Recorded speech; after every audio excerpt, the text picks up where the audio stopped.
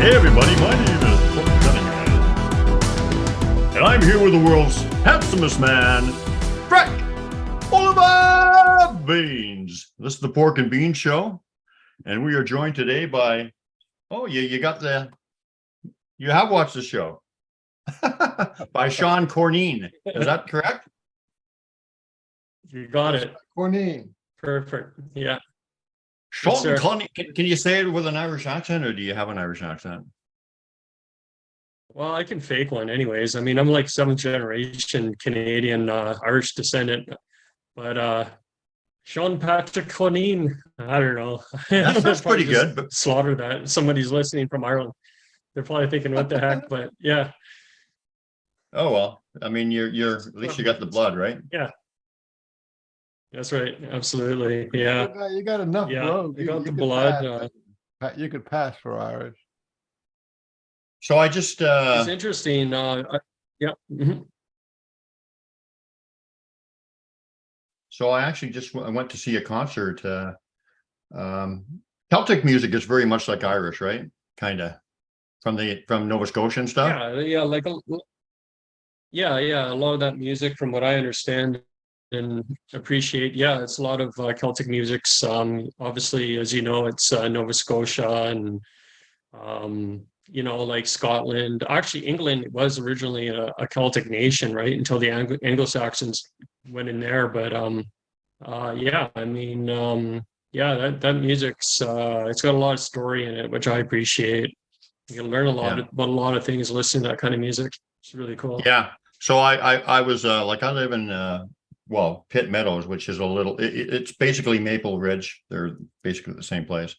And I went and saw Jimmy Rankin in about a 200 seat little auditorium with absolutely pristine sound, man, like top of the line sound, system and whatever. And man, oh man, was he good. Well, you know who that is, right? That'd be awesome. You know who that is, right? I know of him. Like, I know he tours. He tours around. Like a lot of stuff. Like, I'm familiar with him. I think he does more of like kind of like a lot of traditional songs and stuff like that. Like, Fare Thee Well. He wrote that Fare Thee Well song. I like the poems. Yes. Yeah. Fare thee well. Yep. Fare thee well. Oh, what a song, man. I just get shivers just even hearing the melody. Wow. It's unbelievable. That great. Well, I don't know about that, but anyway, so that was cool. Hey. So let's get into some Sasquatch stuff. Let's go. What drew you into an interest with Sasquatch, or what in your childhood kind of led you down this path of exploration and open-mindedness? Well, like we talked on the phone yesterday, and we were getting into that as well. And it's only just really recently that I'm kind of connecting the links between and things are coming in pieces and stuff, but I'm starting to realize that there is things perhaps in the past they're kind of starting to make a lot more sense as I've had some interesting interactions in the backwoods here on my hiking walks and what have you, and doing healing work on myself and others. So basically, I think I've always kind of had like some kind of an awareness, not necessarily on them, but just on other energies and other experiences I had as a young man and as a child. And things all the way from like, I got a dog chewing on my leg here. I got a young puppy. He's only 6 months old, so he's kind of gnawing at me. I gotta fight him off once in a while here. But basically, like everything from like strange encounters, like bizarre circumstances. Like I tell you a quick one, something that happened to me. One time I had my grandfather, he had a little Celtic cross my dad gave to me. And I used to really be into a lot of extreme sports in my 20s. And I had put it on this chain, and it was like a bicycle, like a mountain bicycle chain. And one night when I was still living at my parents in Sault Ste. Marie, I had actually misplaced it. Like I looked for it and I was thinking like, where the heck did that thing go? And I'm a big music lover. Like I got all kinds of records and all that kind of stuff. I can remember this night really quite vividly where what happened was I tore apart my room. Like I just went wild looking for this thing because it's basically an heirloom, right? And I didn't want to lose it. And I was looking for it. And I think I put on some reggae, like I put on some Bob Marley or something, and I just kind of like trying to chill out. And I crashed out that night. And I remember having this dream where it was my grandfather in the photographs. He passed away before I was born. He's a real outdoorsman, a real a really amazing individual unto himself. But I had this image of him coming through like a cloud or a mist, and he had his hand out like this at me. And I woke up from this dream in the morning in a sweat, and I was holding really tight in my fist something that I knew what it was immediately.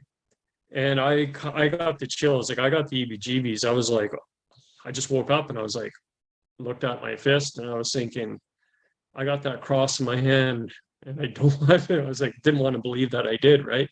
There's no way I grabbed it like that. And when I opened my hand, that cross was in my hand. And I went downstairs, I told my old man, and he just basically said, it's basically an omen of sorts. And that's just like one of like many things. Like I've had experiences, not all that positive stuff either, like with like more negative entities, for lack of a better word, like what they refer to as the shadow people. When I was a teenager, I was hanging around with some kind of like rough characters. I was really into punk rock music and back in the 80s and 90s.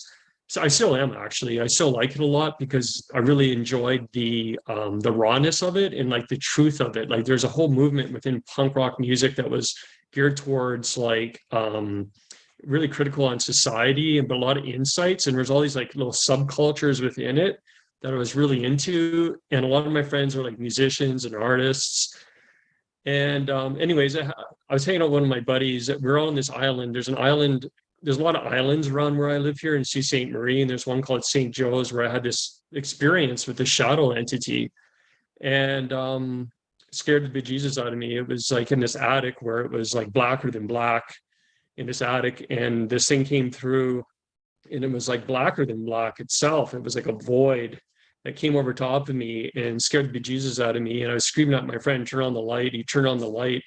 Finally, he's struggling to get up, turn on the light. I said, why the heck didn't you turn on the light? And he said, because there was a man in a black cape and a black hat that was like froze him. And while the other one was like over top of me, like I think energetically attacking me. So that really stuck with me. That happened to me when I was probably around 15 or so. And years later, I'd moved out to Vancouver when I was, I must have been 22. I was telling you that over the phone. I was out there for 20 years. And I bumped into my sister's ex-boyfriend downtown Vancouver, of all places. He was a butcher in the local grocery store. And he had just kind of said, hey, man, we're just talking about our hometown and stuff. Said, there's a really cool book called Under the Shadow of the Gods. You should really like look into that because he knows I'm really into story and I really enjoy like history and stuff like that. And basically, I bought the book. I got it sitting right here. Actually, I'll just put it up here. So that's what that looks like. So Interior? that's the Under the big shadows lake. of the gods. Lakes. Yes, sir. So that's the big lake here that where I'm sitting from you guys right now, also known as Gitchigumi, right, by First Nations. And this book is the whole history of like basically Sault Ste. Marie all the way around past Thunder Bay, around Kenora and all that area. So I'm flipping through this book, I got it right away because I was like, I wanted to, hear what he was talking about, and read some stories. And it has a lot of First Nation stuff in it. And basically I stumbled across, I was just looking at it just now before I came on air. I was trying to like find this story, but there's a story with the Anishinaabe Ojibwe people here that talks about the Wendigo, right?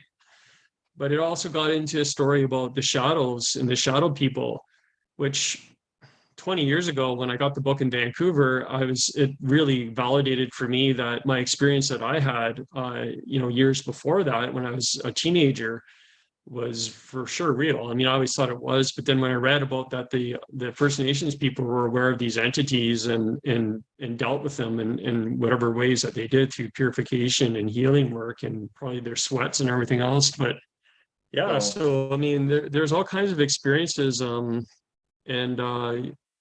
geez, I So don't the know what first, else to really tell you. I mean, I'm sure as we go, things will come up here. But yeah, my so lineage is basically a mostly Celtic descendant. Like my Courneene bloodline actually came from some Americans that came in from back in the 1700s, where came in during the famine or the genocide or however you want to look at that politically, right? But they came into New York City and then they came up into New York State, had a farm in Iowa, and then when they're working on the Great Lakes systems up here, my great grandfather came up here and basically they just became Canadians, and it's a lot of Canadians are actually descendant of Americans that came up here to work, and that's what I am. And basically they came up to Sault Ste. Marie to work on the lock systems up here. The lock system is basically holding Lake Superior back from flooding all the lower lakes down, kind of like probably where you're from, Ryan, you were telling me there, like down that way, like Lake Ontario and all that. yeah, I lived in Grimsby. So You know Grimsby? yeah, I mean, well, Grimsby isn't that near London? It's near Is it Niagara London? Falls. It's Niagara near Niagara Falls, yeah. Falls. Okay. Yeah, Niagara Falls is me and my wife were just down there a few years ago, and yeah, that's a powerful area for sure. So anyhow, yeah, I forget where I was going with that all. Just basically talking. Oh yeah. So anyways, yeah. So I'm just the descendant of him, but an interesting thing as well on my journey, and just like when I actually moved back from British Columbia 6 years ago, I got introduced to a cousin of mine who did a ton of research on our family, and she has her Métis status card, which for people who might be listening who aren't familiar with that, that's basically there are people under themselves like in Canada that are recognized. They're basically the descendants of the mostly French, some Irish, and First Nations. And she told me this story about our great grandfather, which it does tie into. There's a little bit of a parallel with the forest people, actually, with him, actually, which is kind of far out. But basically, she told me that I'm the descendant of an early French explorer by the name of Jean Nicolet. And his wife is a Nipissing woman, and her father was Brave Nipissing, of the Nipissing people. And Jean Nicolet, when he came into this area by order of the French king, was actually thinking he was going to find the Orient. So this guy was always dressed up in like Oriental outfits and Oriental robes and all this kind of stuff.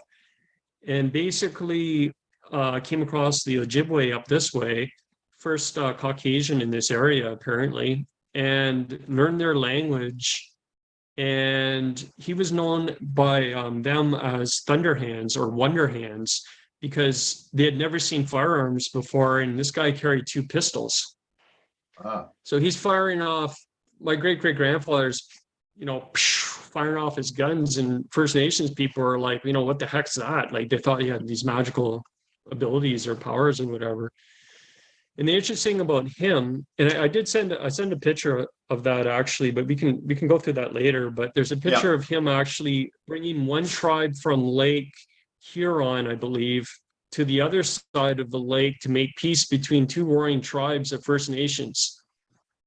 So he was like, he wasn't like, from what I understand, he wasn't like a bad man by any means. I think he actually drowned around Montreal River trying to save an Iroquois, because he actually moved back down to Montreal. There's a big post down there.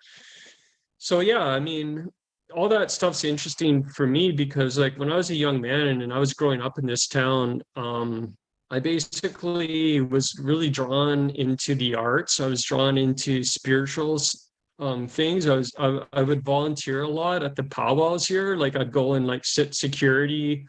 A lot of, a few of my chums are First Nations and just whatever. There's a lot of Italian descendants around here as well. They came in, a lot of them came in after World War II. It's just like, it's a smaller town, and me and my wife live on the west of the city in a small township called Prince Township. Just like a 2-minute drive down to the lake. It's really beautiful. Like reminds me a lot of my time out west, because we got like a lot of like cliffs and the Canadian Shields just like right over top of us. Yeah. And it's a beautiful area. And just because I was just so into it when I moved back and like so excited, I just wanted to get out there. And there's an area just north of the Sioux where my uncle had a camp where I spent a lot of the time at the camp, and basically just doing kid stuff like building forts, swimming, fishing, stuff like that. And yeah, I think I sent you a map there, Brian, but like no pressure. I mean, find it, that's great. But and so anyways, yeah, I really enjoyed that. And so when I moved back here, I just kind of like got into like going for long walks. I consider myself like a big introvert. I really need my own time, and I enjoy just walking in the woods. I will walk up some streams or some creek beds for like, 5 or 10 kilometers, even further, just pack my lunch. I play my flute. I have a native flute I play, and I just take that out in the backwoods. And, I do energy clearing. I do Reiki and energy medicine, like with my clients, and I do it on myself before I go out in the woods.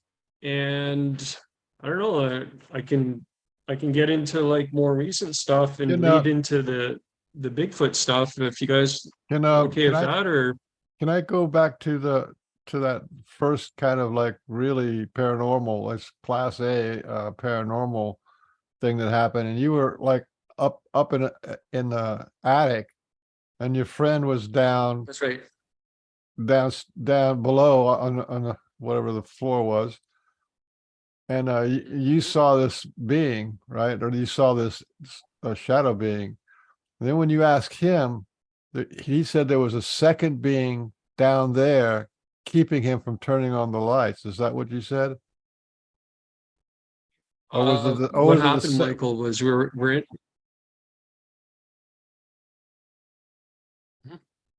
Yeah, what happened was we were up in an attic on 2 cots beside each other. So I was lying on a cot here, he was lying on the cot beside me, and he had the lamp on the end of his bed. And when he turned off the lamp, immediately when he turned off the lamp, it was black as black. Like my eyes had not even adjusted to any kind of light that was coming through, even though there was a little basically like a stained glass window. And I saw this, like, it was like an animated stick man that kind of came right over top of me. Like it was like Plastic Man from the comic books. He like stretched right out, and I was lying in bed just looking up at him going, wow. And I was terrified. And I was yelling for my friend to turn on the light. I said, turn on the light, turn on the light. And my eyes kind of were adjusting, and I could look over and I could see him like struggling to sit up, like he couldn't sit up. And all of a sudden he threw himself up and he turned on the light, and I still saw it there, and it went whoosh, like over top of me, and it was gone.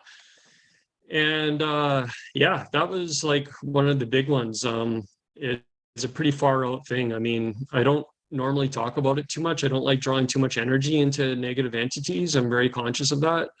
But however, I asked him, I said, why didn't you turn on the light? And he just said there was a man in a trench coat with a black hat that froze my friend, and he couldn't get up, and all of a sudden it just collapsed, like something on a Wizard of Oz or the Wicked Witch of the East or West or whatever. It just collapses, and then he's able to turn on that light, right? Wow. But that was one thing. I mean, I could get into other stuff with you guys. And yeah, for sure. But let's talk about this a little bit more. What's up with those hats? I've heard of those hats before.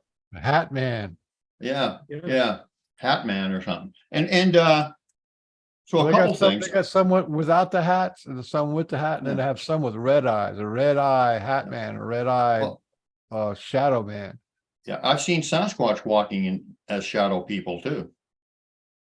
They can take that form too, and of course they're not malevolent. But what are so what are the elders, the First Nations elders say about these shadow men? They're obviously, from what you described, they don't like them because they try to get rid of them too.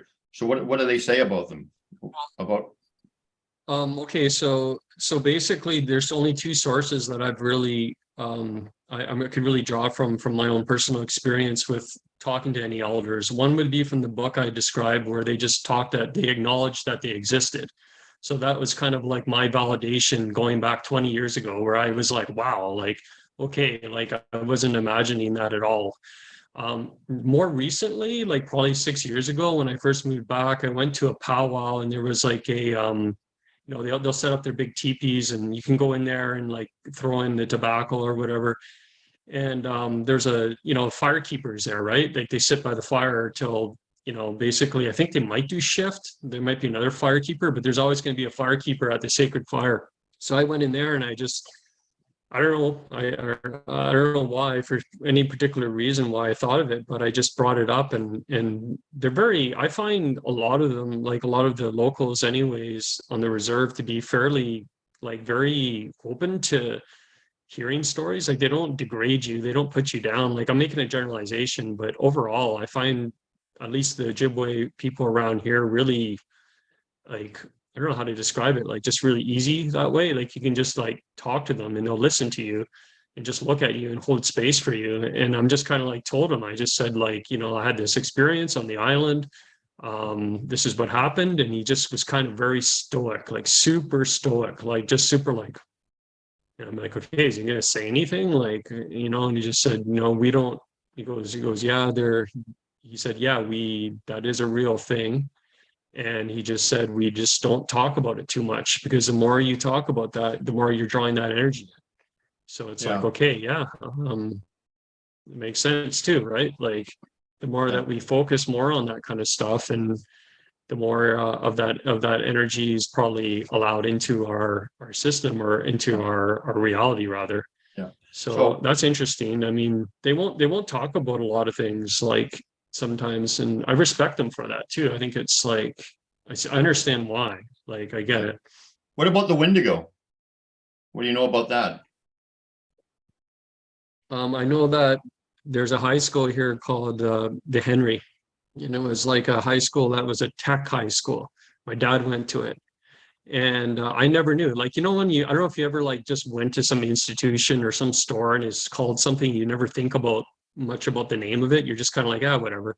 Well, in this book, it talks about Alexander Henry, who was actually he was an English explorer that came after my great-great-grandfather in this area, who was more, I don't know, he was exploring like more in detail the coast of like Lake Superior.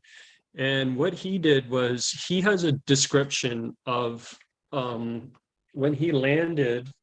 It's called the Horror of Wendigo. And what happened was, he landed with his party and had an experience that he documented.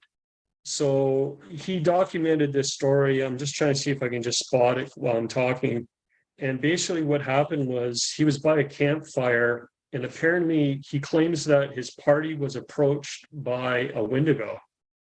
And it was like a tall giant that looked like it was starving. It was like a starved out. It's like had rotted teeth and sunken eyeballs and all this kind of stuff. And apparently, the story goes that he claims that, here it is here, the Horror of Wendigo in Gooley Bay in the winter of 1767, that happened. So apparently, I'm not going to read it like word to word. It's a few pages there, but basically, I'll give you the rundown. I've read it several times. Is just basically what happened was, there were some children in the party somehow, and apparently they were trying to talk to this creature. Like it was like, looked like kind of human. It looked like somebody who was maybe starving. There was like severe starvation in this area because the winters are so severe around here, right? So it's a possibility that they thought maybe it was just like, one of the local natives and whatever. So they were trying to talk to it, but he kept hiding behind the trees and stuff. And he was really fixated apparently on the smaller children. He was trying to lure the children away, is the story. And apparently he disappeared. Like he walked up back into the woods, and a couple of the members of Henry's party actually followed him into the backwoods to where they found him at a campfire, apparently gnawing on human remains. So somebody took an axe and actually attacked him and killed him. So that's all documented by William Henry in 1767 in the book Under the Shadow of the Gods. I mean, that's not made up stuff, man. And neither is the stuff that, I mean, other people were writing stories like that too, right? Like there's a lot of that kind of stuff. Like Chamois de Champlain was talking about his interactions with First Nations and hearing stories about the forest people as well, right? So Yeah. yeah, it's Yeah. I also really like it's the pretty story wild. about the Celtic cross. That was an amazing story that Yeah, thanks. Well, that's you crazy look cool. for it all Thanks, Michael. day, and then you wake up in the morning and it had apported. The word for it is apport. It appeared out of thin air. It apported into your hand. That's the name for it. I mean, it's a thing. Apport happens to Mike Patterson all the time. He gets marbles and stuff shows up at his house. That's a Yeah, port. yeah. So that's a real thing too. Yeah. Whoever it was in Interesting. your dream, you said it was your grandfather or somebody who looked like your grandfather. Whoever it was in a dream, it's pretty high stuff, you know, I mean, that's high energy Well, I stuff. got another story for you guys. I mean, Yeah. I got another one for you if you want to hear it. I mean, it has to do with an angel. Oh, yeah. Absolutely. So what Oh. happened to me one night? Pro angel. Yeah. Okay, here we go, right? What happened to me probably in around 2010 was I was starting to really clean up my act, for lack of a better word. Like I was on a road of sobriety. I was really taking spirituality really serious. I was getting back into music. I bought a bass guitar. I was like getting back into it. I was getting into rocks and to crystals. I was spending a lot of time out in the woods, like playing my flute and all this kind of stuff. And one night, I used to like live on the base of Mount Seymour Mountain in a housing co-op. It's actually a beautiful housing co-op. So the co-ops I found out west are actually really well done. Like around here, they're like kind of lower end, but there they really took good care of it. It's beautiful cedar housing, like right in the, you walk out my door, I'm right in the woods. Is awesome. So one night I wake up and there's this bright light, super bright light, just shining in my room, and I could see a faint figure maybe of something, but it woke me up, and I sat up out of bed, and I was taken aback by it. I thought, what the heck is this? And it kind of spooked me a bit because I thought, wow, like this is really wild. And I'd said out loud, I said, whatever this is way too strong. Like it's like I said, can you come through a little bit softer? And I fell right back asleep immediately. The following night, I had the same thing happen. I woke up and there was this bright light, but this time there was a woman standing there in the light, with beautiful blonde hair. And I said, wow, it was way too strong. Like the vibration of it was crazy.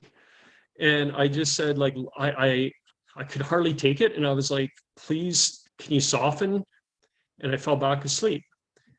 Third night, same thing happened. I wake up, this light is just blasting through my bedroom. I wake up and I don't feel like that at all. I don't feel any kind of apprehensive feelings. I'm not feeling scared or frightened or anything like that. In fact, I was overpoured with love, like a deep love that I've never felt in my life. Like I was like, just wow.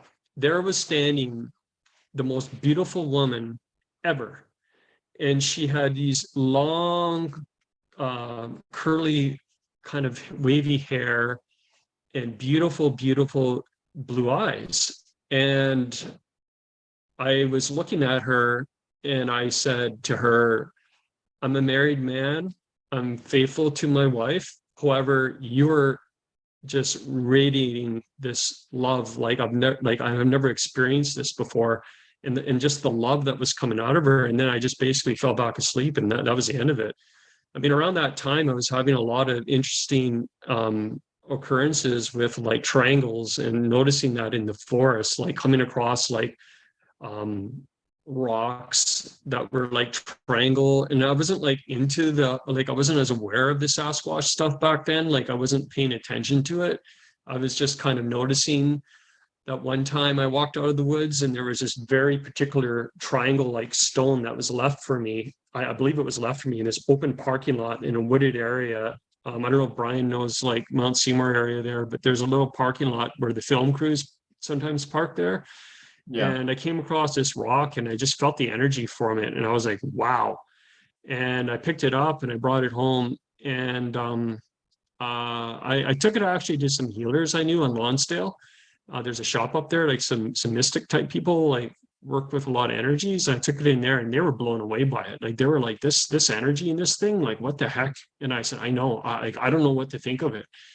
And basically, this is gonna sound crazy, okay? But I threw it back in the woods. I didn't know how to deal with this thing, and it freaked me out actually, which kind of gets back into the Sasquatch stuff too as well, because I'm going to tell you what happened with me just this spring. So I just basically took this rock and I threw it in the woods. I don't know what to do with this thing. Sure. Can we back up to the lady that you saw in the vision? This was like over 3 nights, and there was a bright light. Yes. And were you walking around or were you laying down? I was lying in bed asleep. Okay. And Well, the light actually woke me up. yeah, well, that's pretty powerful. That's got really strong overtones of a UFO connection. There's a friend of mine. I don't know if you ever heard of this guy. His name is Chris Bledsoe. Chris Bledsoe, and he's one of the most investigated human beings when it comes to the UFO in the world, right? And he just wrote a book called UFOs of God. And his big thing is seeing the light and then having this lady come to him in this vision, whether he's standing up or I don't know whether he's sleeping, but and this has been going on for him for years. And I think there's a strong connection there between the ETs and this angelic mother woman kind of type thing. And it's like it's one of the most highest vibrational things that is ever normally reported. Really worth talking to that guy for sure and compare notes, because there's something going on with that. There's the Sasquatch and the UFOs and the angelic. They're kind of like compatible. They're very compatible with each other. Yeah. Yeah, that's what Absolutely. I'm kind of figuring out. Yeah. Yeah, like I mean, yeah, like there's and then it just leads up to what more recently has taken place. I mean, it's Can I just get you to been back up for a pretty, second? it was a lot different. Yeah. I just wanted to ask you, so are these the things that you just told us about, that you described? Are those the things that made you think that you've been connected with Sasquatch and this kind of stuff for much longer than you thought, or was there other stuff that gave you clues? No, actually, Brian, it's actually more of a very recent thing, and it goes back to what happened this May. So that's what's kind of making something. me sort of see that. Oh, okay. So what happened? Okay, well, let's see.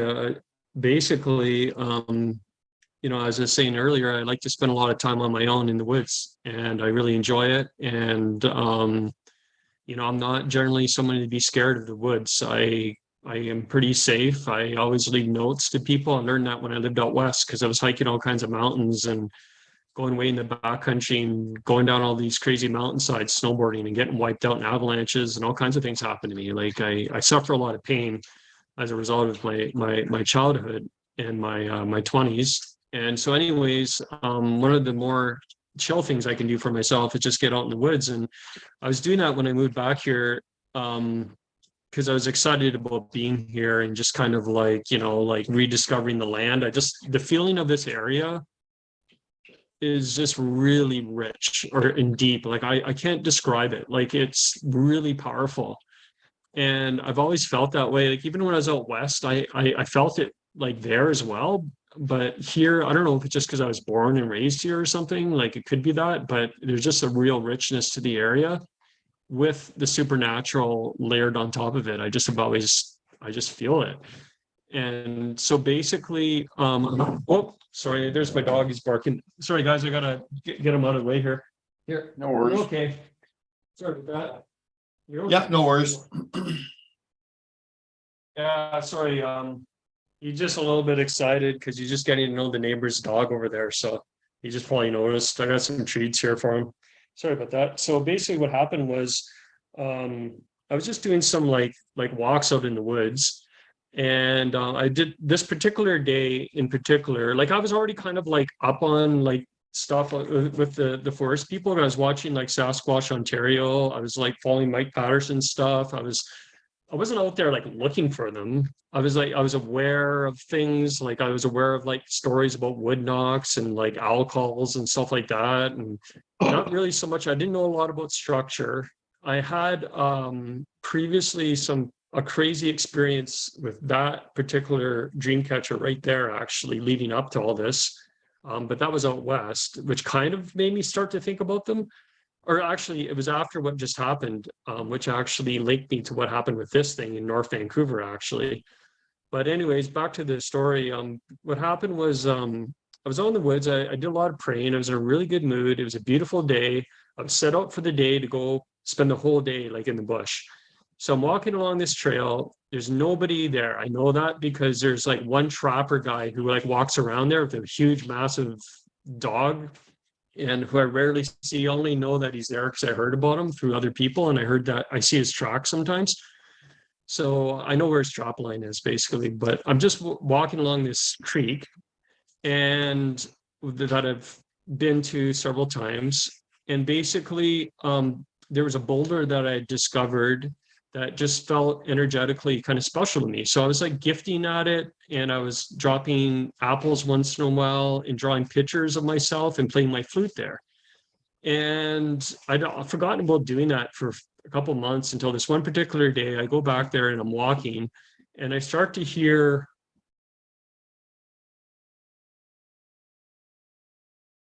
and like it caught me off guard. Like I thought, well, it's just a woodpecker, like whatever, right? So I was just walking, and also I just remembered like what I heard about them, and I felt the energy. Like I felt like that's no woodpecker. I just felt this energy, and I immediately thought of them from what I've heard about them doing this kind of thing. And I went and I scrambled and I grabbed a couple rocks, and kind of like a hyperactive twit, I kind of like went like, and right away I thought, oh man, I just sent off the energy. Like I'm this hyper like active and there's a long pause, and my dog's making noise here around us, but there's this long pause. He's trying to get in here. And all of a sudden I just heard, and I thought, okay. So then I went,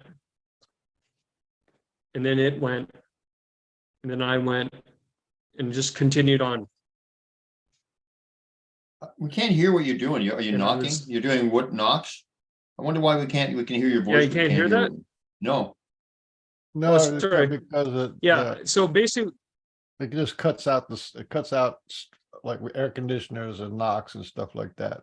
So basically you're well, hearing. that's a good thing. You'd have to do it like this in front of your with real rocks or something to make noise. So what are you hearing? Like wood knocks or wood Okay. clacks or what? Yeah, I'm hearing wood knocks. I'm hearing like wood knocks are going back and forth, and I was mimicking it. So it's basically I was in like a wood knocking session with something that was like I was going knock, it was going knock, I was going knock, it was going knock. And eventually I got spooked. Like I was kind of like, wow, this is kind of freaky. I've never experienced this before, and I don't really know what I'm into here. I know about them, and I thought I don't know everything about these things. I've only just kind of scraped the surface at this point. And I just said, I'm just going to continue on my walk, which I'm looking back at it. I'm kind of surprised I did, because I was freaked out. I'm not going to lie and try to sound like I'm all Mr. Spiritual here and nothing scares me or whatever. I was nervous. I was like, wow, like I'm totally communicating with something here, and I don't know what it is. And my fear came in, but I didn't go back. I continued on my hike. I walked probably 20K in the backwoods, and turned around and I was walking back. And as I was walking back, I knew I was coming back on that spot again. And I thought, okay, holy geez, like there's that spot. And as I got close to it, all of a sudden I heard like this huge like owl blast in my left ear, like whoo, whoo, whoo. And I looked up into the trees, and there was nothing there. It was like the fall, and there was no leaves in the trees. And I was like looking, and leave it here. Come, buddy. And basically, that was pretty wild for me. I sent a letter to Mike Patterson, Sasquatch, Ontario, and I just kind of told him what happened, and he just said, "Yeah, that's totally them." So basically, nothing really happened. Like I noticed there was like a lot of like loop trees in the area, and basically about 2 years later, there was a giant windstorm. And at this Grandfather Rock, which is off of the main trail, a huge pine tree had fallen down just past it, like a massive pine tree. And I thought, okay, it's probably just that windstorm, whatever. I just kind of blew it off. But I thought it's pretty crazy how it just fell like perfectly, like right past Grandfather Rock. And it creates like almost like this natural like shield or barrier. And like where it snapped off of the main tree, the main bark is still there. It's like a tower, almost like a story or a story and a half high of like, it looks like hand almost or something. Like the inside edge of that bark is really cool. So I was just kind of like, okay, whatever, I started noticing things, like I started picking up on like triangled. I wasn't looking for them. I was like finding them at times. Buddy, come. At times that were like I'd just be kind of walking and look down, and I'd see some kind of stick formation on the ground that seemed like pretty strange, that it's like a perfect triangle. I started seeing crosses, X's. One day I was telling you on the phone there yesterday, I came around this one corner deep in the woods, and there was a birch branch that was woven through these other trees, and then another went up like this, like a crucifix made out of birch, which I thought, looking back at it now, I do believe that was them basically acknowledging my connection with like the Christ energy or the Holy Spirit. So I thought, wow, that was pretty far out. So yeah, basically from there, that takes us to like May of this year. When the snow melts, I usually try to get back in there and just kind of see what I see, and I just love going back there.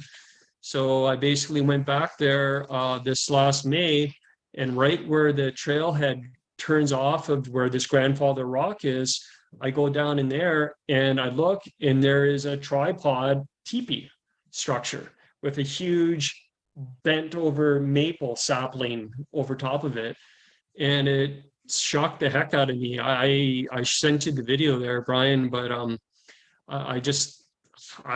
the energy wave that hit me when I saw it, I was beside myself, blown away. Like I thought, no way.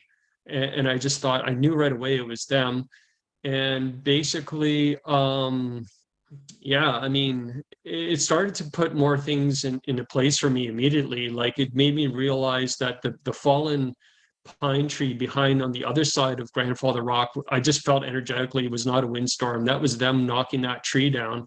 And now they put another structure there. And I didn't like run away like a scared child or nothing. I was just kind of like, I was in awe. I came home that day. Me and my wife are both into like, we're both Reiki masters, and we both do Reiki healing energy on people for a living.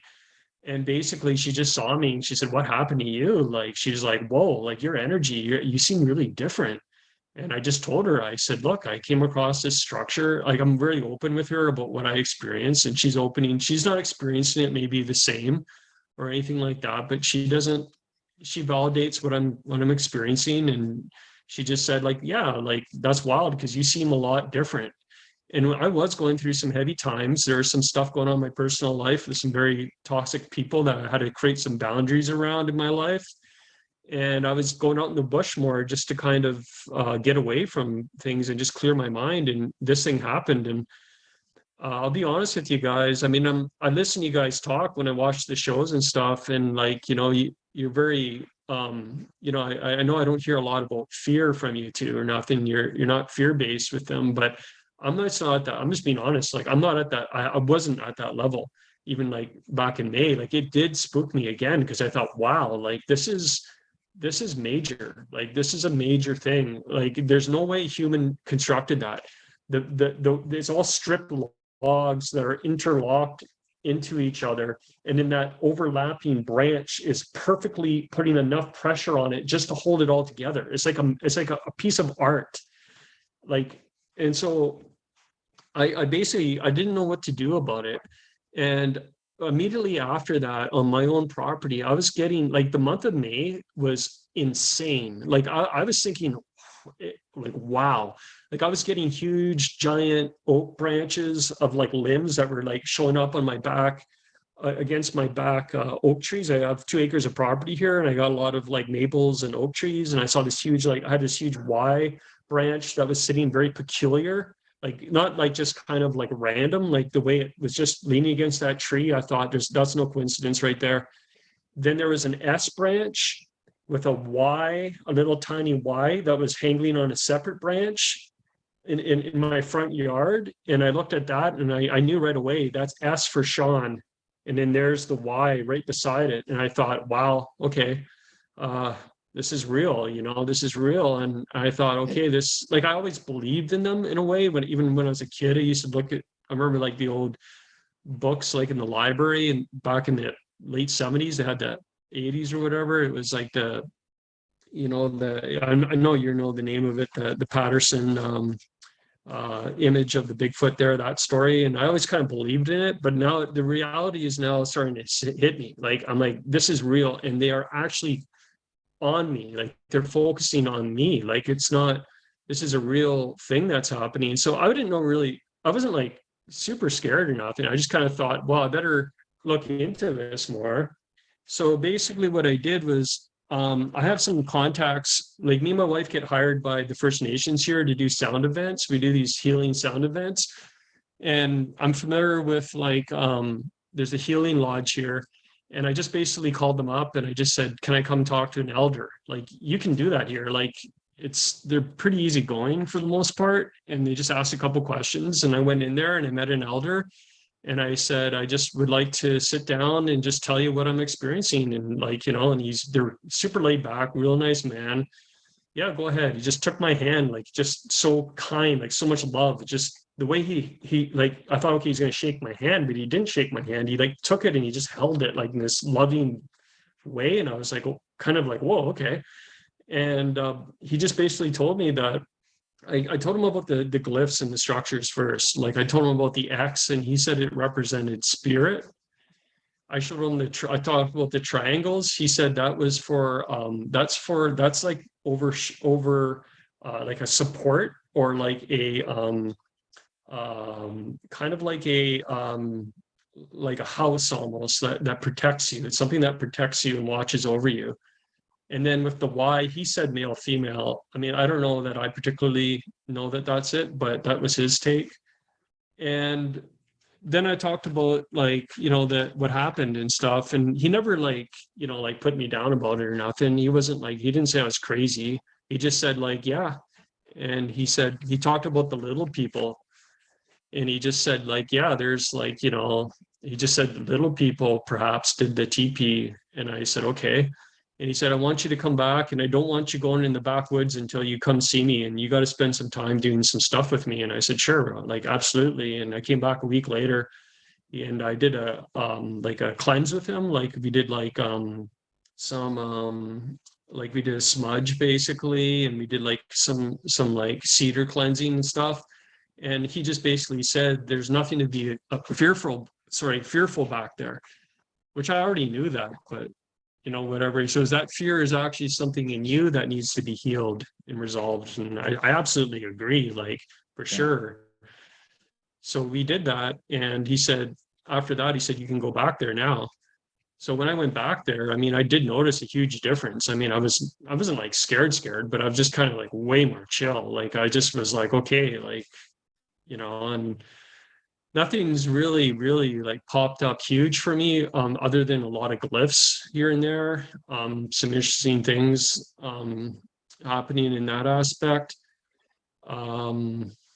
What else can I really tell you? Like I've never really seen one like you guys talk. Like I hear you talking about it, Brian, and other people you've had on the show. I haven't had that experience, but also because this is a fairly newer thing for me in the last few years, really.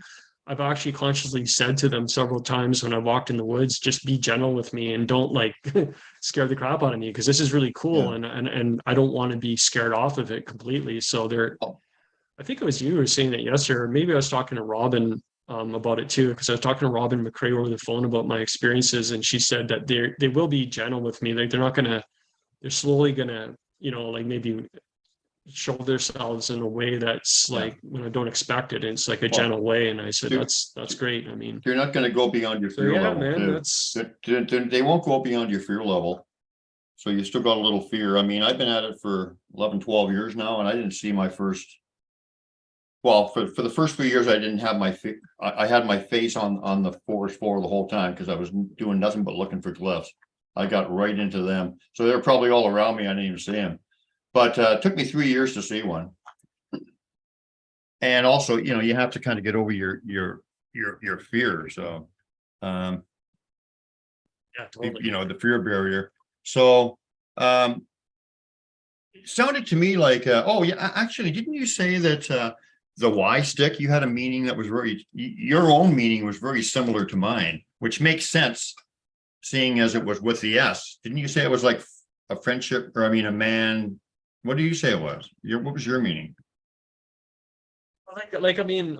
So I bought your book, like I was telling you that, like, because I was like, like other than talking to the First Nations elder, and I ordered Chris Noel's book. I got it right here. What's it called? The Field Guide, which is decent, but I liked yours because it went more into, it validated more things for me that I was experiencing. And I was thinking, like, I wasn't sure if it was saying me and my wife, like, like as one, maybe like acknowledging me and my wife's relationship, or was it like me and them? One thing that happened was you know what? But when that was happening, hold on a second. You just got to decide. Like, I'm pretty lazy too. I could probably know a lot more symbols if I just decided this is what it means. But when I do finally get down and say this is what it means, turns out that they already know that was the meaning. So if you think it's you and your wife, just going to get to that. Or if it's okay, go ahead. Well, I was just going to say, like, I did come to the determination that it was me and them. One of the reasons why is because I actually created a glyph myself once that was of I used like little like pine needles, and like I basically like made a symbol of them and then me and my wife. And then the next morning I went back, I left it on a bench by this giant oak tree, and when I came back in the morning, it was like it was of me, my figure laying on its back with something like a needle that looked like it was energy coming out of me, and then their symbol over top of me like this. And I thought it looked like what I do with my people that I work on healing like Reiki sessions. I'm like, are they telling me to lie down so they can do some healing work on me? Like, I'm like, wow. So I went down to the cove, like over on Lake Superior here, like later when I had some free time on my bike. This is crazy actually too, what happened. And so I go to this spot. I'm just going to go lie down on the beach. Like, I'm going to like just chill and just lie there and see what happens, like that's what they're saying. They're saying, go lie down, and I was like, okay. So I go down and I just lay down. I just had a nice time. Like, I was just lying on the water and I was just kind of chilling out, doing my thing. And when I walked back to my bike, there was a stick shoved right through my spokes, and it wasn't there before. And I was like, okay, they're saying you stay put, dude. Like, you're not going anywhere. And I was like, okay. So I had to pull this stick out. And then when I walked back up towards where the parking lot is, there's a massive, it was probably there before, but I just was on the right angle, a massive loop that's being held up by the center of it was held up by this dead branch. And I'm like, Yeah, they're big time in this area, like 100%. I know that. I know they're in my property too. So yeah, I mean, I Yeah. just kind of yeah, I really appreciate like just having me on here and just be able to talk about Yeah. the things that Well, I'm experiencing and I have some other things I wanted to bring up from what you were discussing yesterday, but I sent you my book, the PDF free version, right? You'll Yeah. you'll enjoy that a lot more than the other one. It's way more details, like way more Okay. details. So I'm looking forward to seeing what you think of that. But anyway, Yeah, for sure, we're, man. Definitely. we're going to get into some of the pictures pretty soon. But you were Sure. saying that you do healing, and that you've had a lot of clients tell you that they can feel big, warm hands on them that are coming through your hands. And I guess you said they have their eyes closed and they're actually asking you, are there multiple people there, or they're confused, right? So why don't you talk about that a little bit?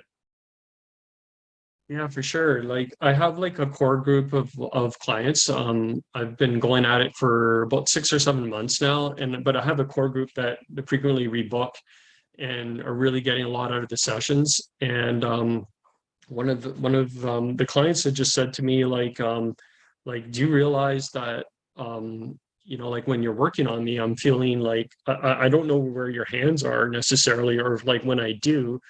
I think I do, and then I realize no, his hands are actually somewhere else because maybe I lifted off, or maybe I just put them down somewhere, and she thought I was already over here, and then I'm like, and then she realizes it feels like she had like 2 or 3 different sets of hands on her, and one person in particular said they felt like big and soft, and it was that was one thing that one person said to me that I thought was interesting. But then the other interesting thing about it was then I started getting other clients that were saying the same kind of thing to me. Like they're mentioning that they were experiencing the same kind of thing. Like and I'm not, and then actually just recently there was a newer person who came and saw me. So I'm up to probably, if I think about it, probably 5 or 6 people have said the same thing. And I wouldn't say that to like impress anybody or pull anyone's leg, and they're definitely not, and they don't know each other. Like they're totally don't know each other. They're not talking to each other. So Wow. something's going on there. Do Whether you it's think the like Sasquatch guides are, or you think the Sasquatch are angels or working through you with the healing? I don't know, Brian, maybe. I mean, like getting back to that Y branch, like maybe they are, and maybe maybe that's what it is, and I'm definitely feeling that. Like I'm starting to really think like um yeah, I think that is a strong possibility. I mean, I just don't have, as much as I'm energy aware, I just gotta be honest, I don't have like any kind of telepathy with them. I've had mind speak, but not more like notions or feelings, like not direct talk. And Yeah. when I just clear Well, my that's mind mind speak. and That's I mind think about speak. it, That's mind speak yeah, too. And you know what? It's not okay. everybody gets this impression that, like talking in your head is the ultimate, but it's putting thought impressions in your head, or guiding you places, or giving you downloads with instant knowing. I mean, that's just as that's just as good as them talking in your head. I mean, it's all the same thing, Yeah. just a different delivery, right? That's awesome. Yeah, I feel that is true, 100%. I So mean, do you feel that they're guiding you when you're out in the woods? You feel like you're being guided to discoveries and stuff, or do you get a thought in your head and then there's an answer, or stuff of that nature? Are they working with you like that, or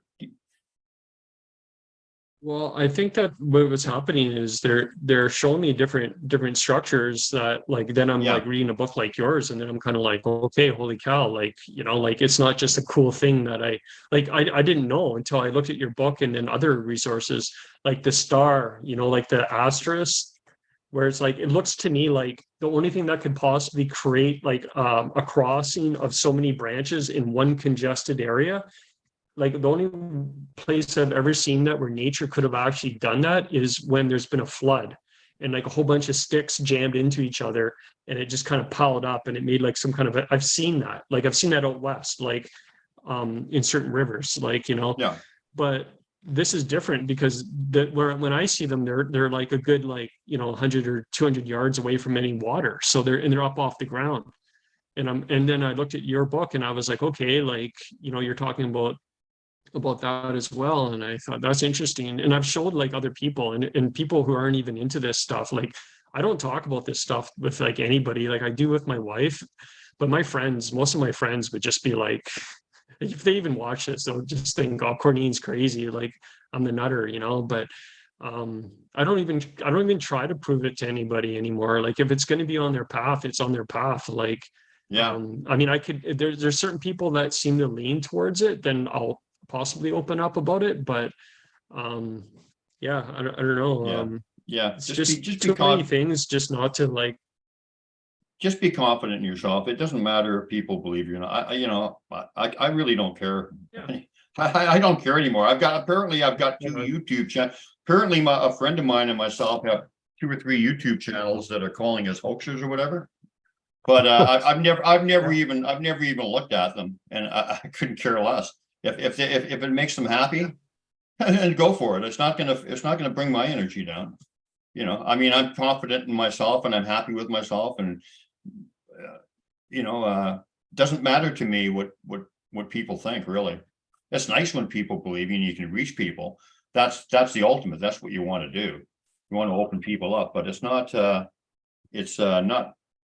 like heartbreaking when it doesn't happen. But that way, I don't focus, I don't. I wanted I to don't I really wanted care. to validate your whole story. I think your whole story is about Sasquatch, and your whole recent activity is about Sasquatch. And you got to go through these phases, and one of them is that it's real, and then the second one is it's personal for you. You know what I mean? Yeah. When you were at the grandfather rock and this tree came down, and then you come back later and there's a teepee structure. There's nobody else walking out there. It was for you. So, that's it's kind There of is hard some to, odd person. it was kind of hard. It's hard to take that in, how personal they make it for you. And the other thing is yeah, they like, you're not the only one that I've heard people say that I'm doing my Reiki or I'm doing this healing or something, and the Sasquatch jumped in there and they took over. Or we have this guy who's in New Zealand, and when he does his Reiki, the Sasquatch enter into his arm, so like his hands become Sasquatch hands. So you're not alone in that. But I tell you, the thing about the Sasquatch is it's like building the most heartfelt friendship you've ever had with anybody, but you never see them and you never talk to them. So if you can just with your heart build a great friendship for life with somebody who you may never see and you may never talk to, and it's kind of like that's where I'm at. I don't ever plan on going to the woods. I don't ever plan on begging them for mind speak, and I don't have anything to grab from them, but it's just like I have developed this great friendship, greatest friendship, and I'm beyond caring about seeing or I have loads of stuff, stick glyphs and little plastic toys, and I have loads of that stuff, squirrels, moles, rats, also all these kind of things have happened, and tree breaks and all kind of stuff.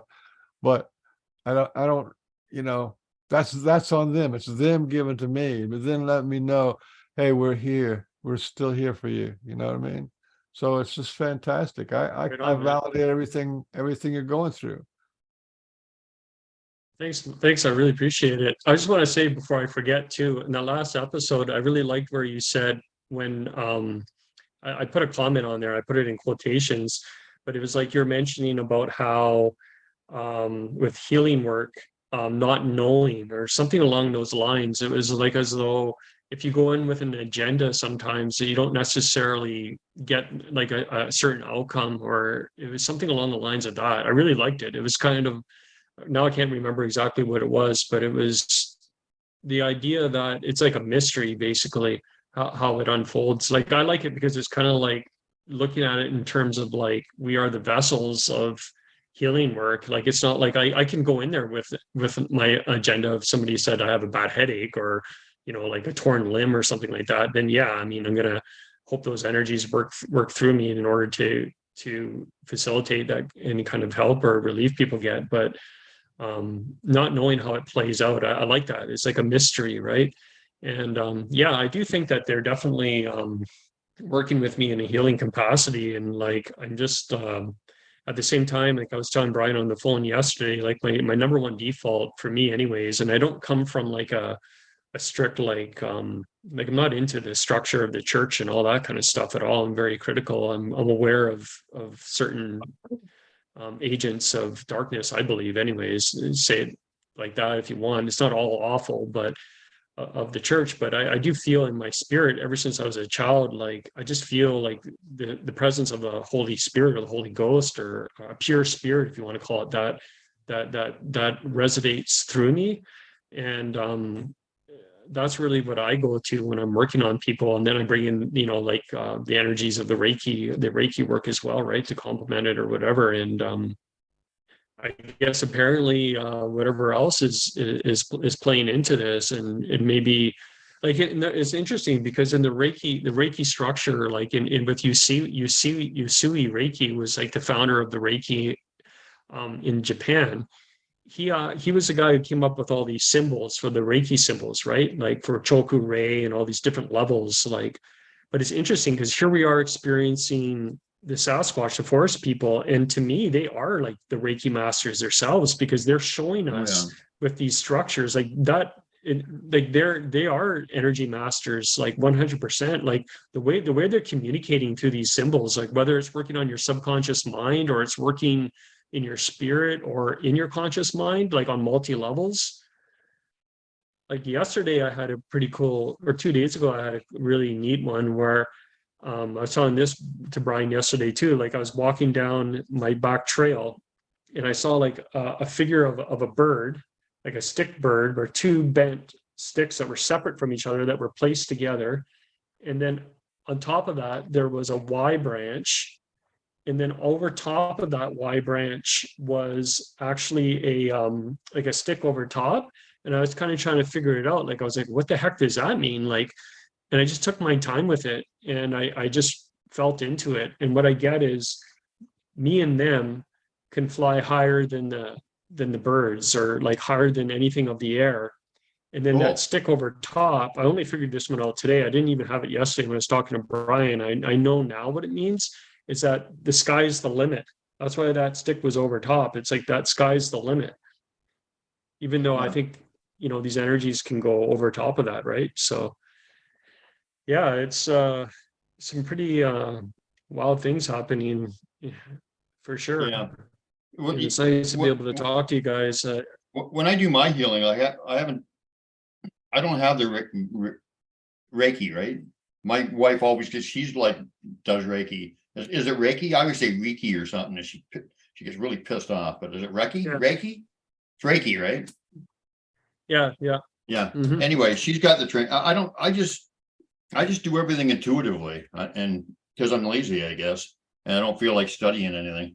But it That's works. kind of like that's actually how I work too, Brian. Like I only went through all these levels because my wife's so into it. Like she started an international school of Reiki, like with this lady in England. She just like trademarked, like she's really into it. And so am I, but I'm more, I went with it and I use the word Reiki. I just think of it as laying of hands. I think of it as just energy medicine. Like, no, I got you, man. Like totally.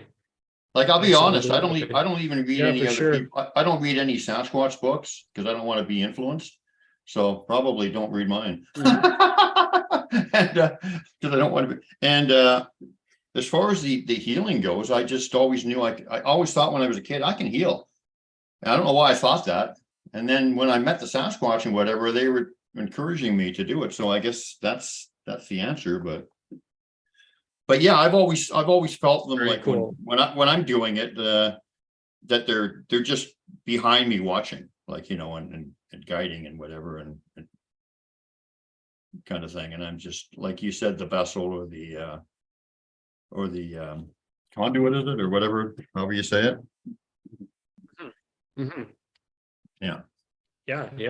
Yeah. That's awesome. I mean, I feel the same way. I mean, um, yeah, I'm just like interested to see like where this is going to go. Like the one thing that I find is like I think certain things that have come up in me now, like I'm like, geez, I hope I like I mean at the same time, like I believe in the divine plan in my life and everything, but at the same time, I'm like, geez, I hope I don't get sick or die or something right now, because this is getting really interesting.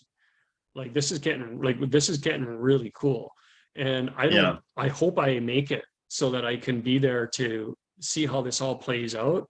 I had a friend of mine who lived in Vancouver who passed away just before I left, tragically, actually, in English Bay. He drowned. And basically, he was my best friend. He was from the Sioux, and he was an amazing artist and just a really cool person, very authentic guy, right?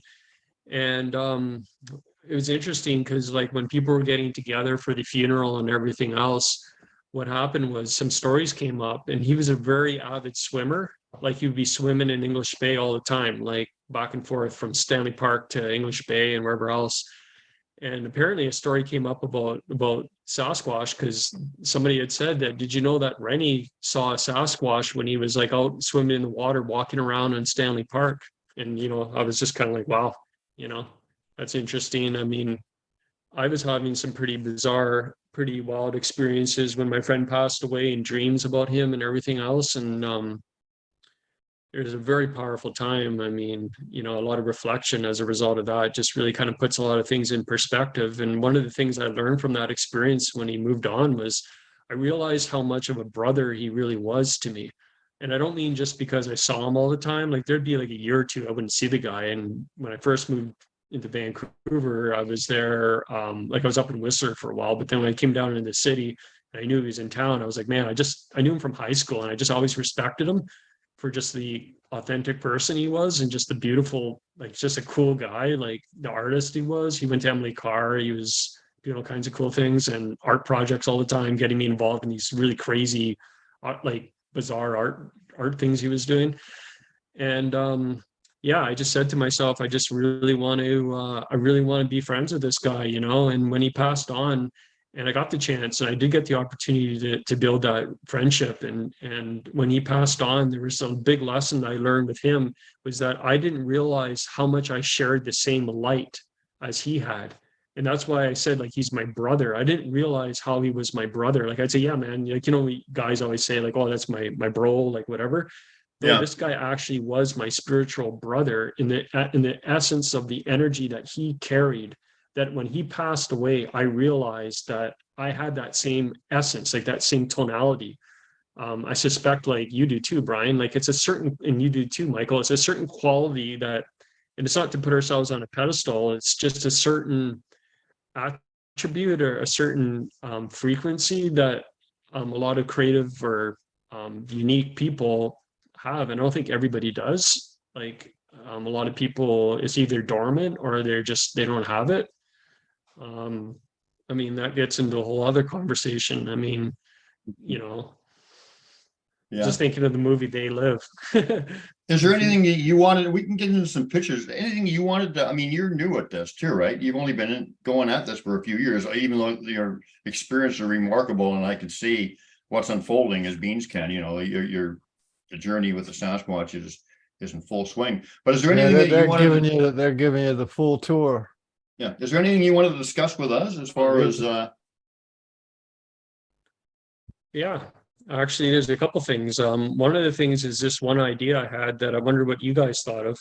It's okay. So the big infatuation, especially when you're early on in this, is kind of like, who are they? Like, what are they? Like, and I'm researching stuff on YouTube and all that, and like, I mean, trying to figure them out. But then what happened was that did a 180 on me, and I realized more. Like, I just intuitively I felt that, I don't know what you guys might totally take a different angle, of course, but it's like I feel like they're the natives, or like they're native of this planet, because like it doesn't make any sense to me. And I'm going to ask you guys a question then after, because look at us.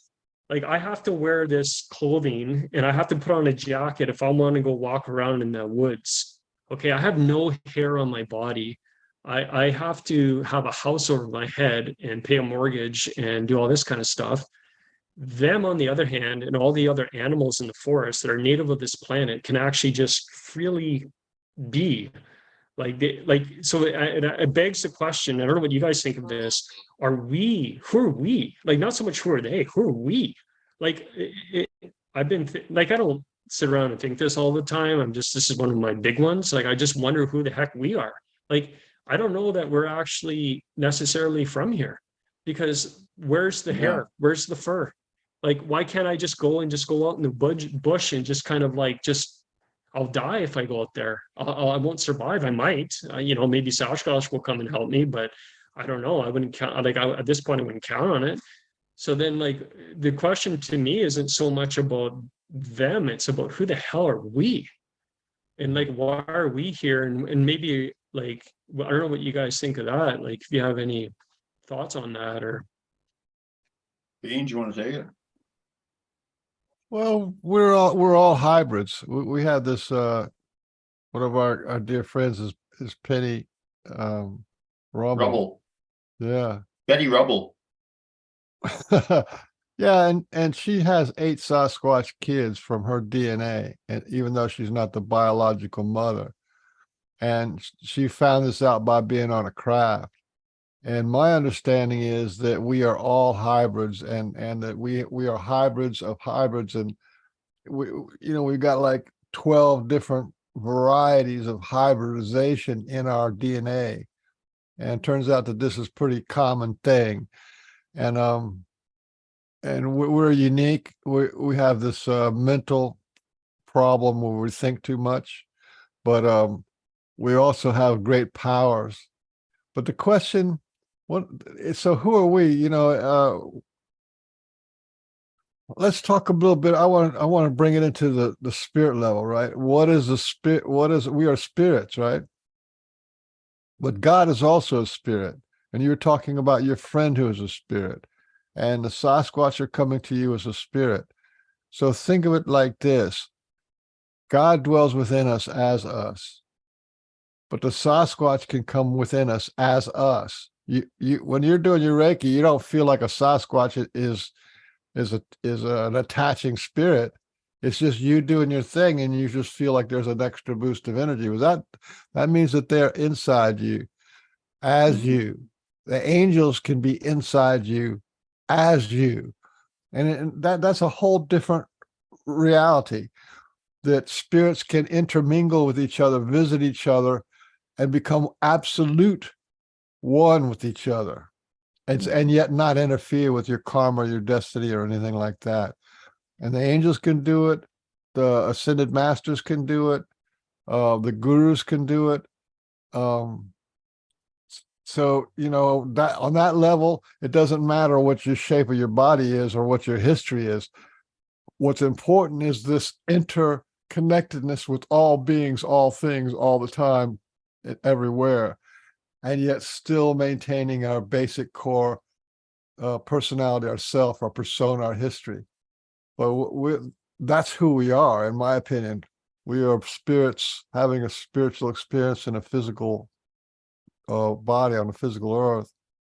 Yeah. We're expressions of Okay, God. like, I agree. Expressions of- I agree, but then, sorry. I'll just say I was just gonna expressions of say, I God agree, but expressing then himself. why is our. Yeah, cool. Okay, but I agree with all that. I'm just wondering, why is our vessel not like theirs? Like, why are we, like, I was thinking about it today, actually, and I was like, maybe it's because some form of evolution, like, we need to have it a little bit different for some reason. Like, We don't come from one star system. We don't come from one star system. There's the Pleiades and the Syrians and the Arcturians. We're a combination of all these, and most of those guys look like us with no hair and fair skin or black skin. Or they've definitely been here longer than us. I would say that they were here on Earth well before we were. Not longer than me. Well, because I remember in terms of the spirit connection, in spirit, I watched the earth cool down. And there was lots of us, like billions of spirits watching this Mother Earth cool down because it's going to be such a special place. So, Yeah. I'm thinking, who sets up the tents first is kind of, it doesn't really have that much relevance to it. You know what I mean? Whether No. we're definitely not made for this planet. You know, horses are made look like they could pretty much handle this planet. So could elephants, but we need help to, just to get by. We didn't used to though. Yeah. Yeah. I guess we're the only animal that has to put on external stuff to survive. Well, Yeah, Yeah. it's weird. really. So, I mean, I think that speaks to your point right there. This is our friend Arla. You've seen her on the show before, right? Yeah, I've seen her before. Hey, Arla. Hey, So this is my comrade from Ontario. That's where I'm from. And I may be moving back there. I'm thinking of moving either to Ontario or Nova Scotia. Nova Scotia. I'd go Nova Scotia. hmm Southern Nova Scotia, yeah. Actually, I was talking to and Michael and Arla. Michael and Arla are in the States, is that right? yes, yeah. I'm in Yep. Savannah. What are you? You're in Oklahoma. Oklahoma. Yeah. Oklahoma. All right. Right on. Yeah. Interesting. Oh, you would go Never Nova been. I've been Scotia? down, me and my wife been down the West Coast. You would move to Nova Scotia? Me? Yeah. I mean, you say I should pick Nova Scotia?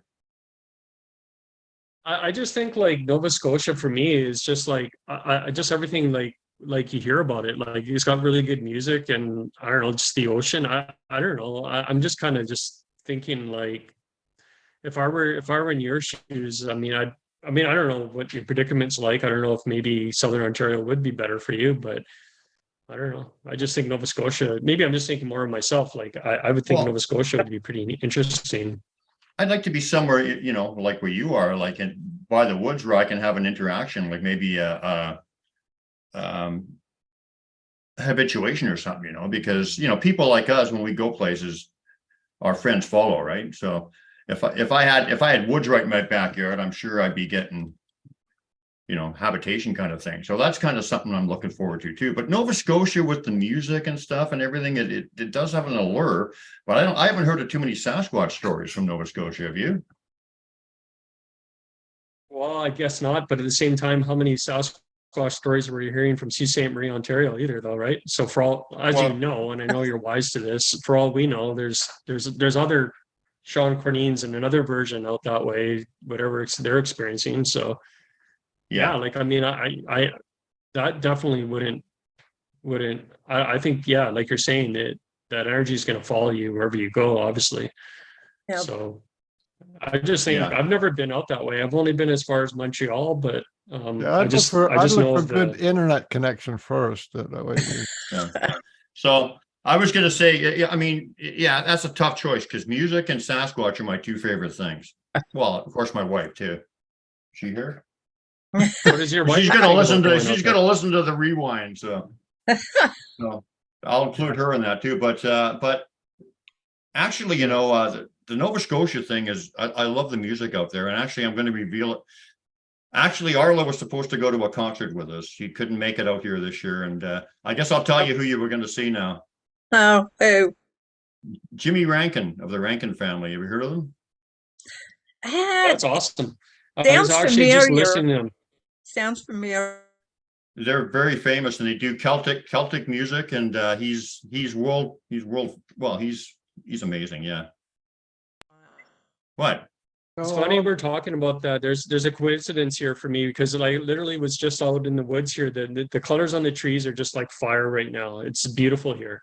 And I was out in the backwoods and it's funny. I just put on a CD that I found just 2 days ago of the Rankin family, which is rare. I just found it at the library for $1. And sure enough, when I played the song, there was a song called The Gypsy Boy.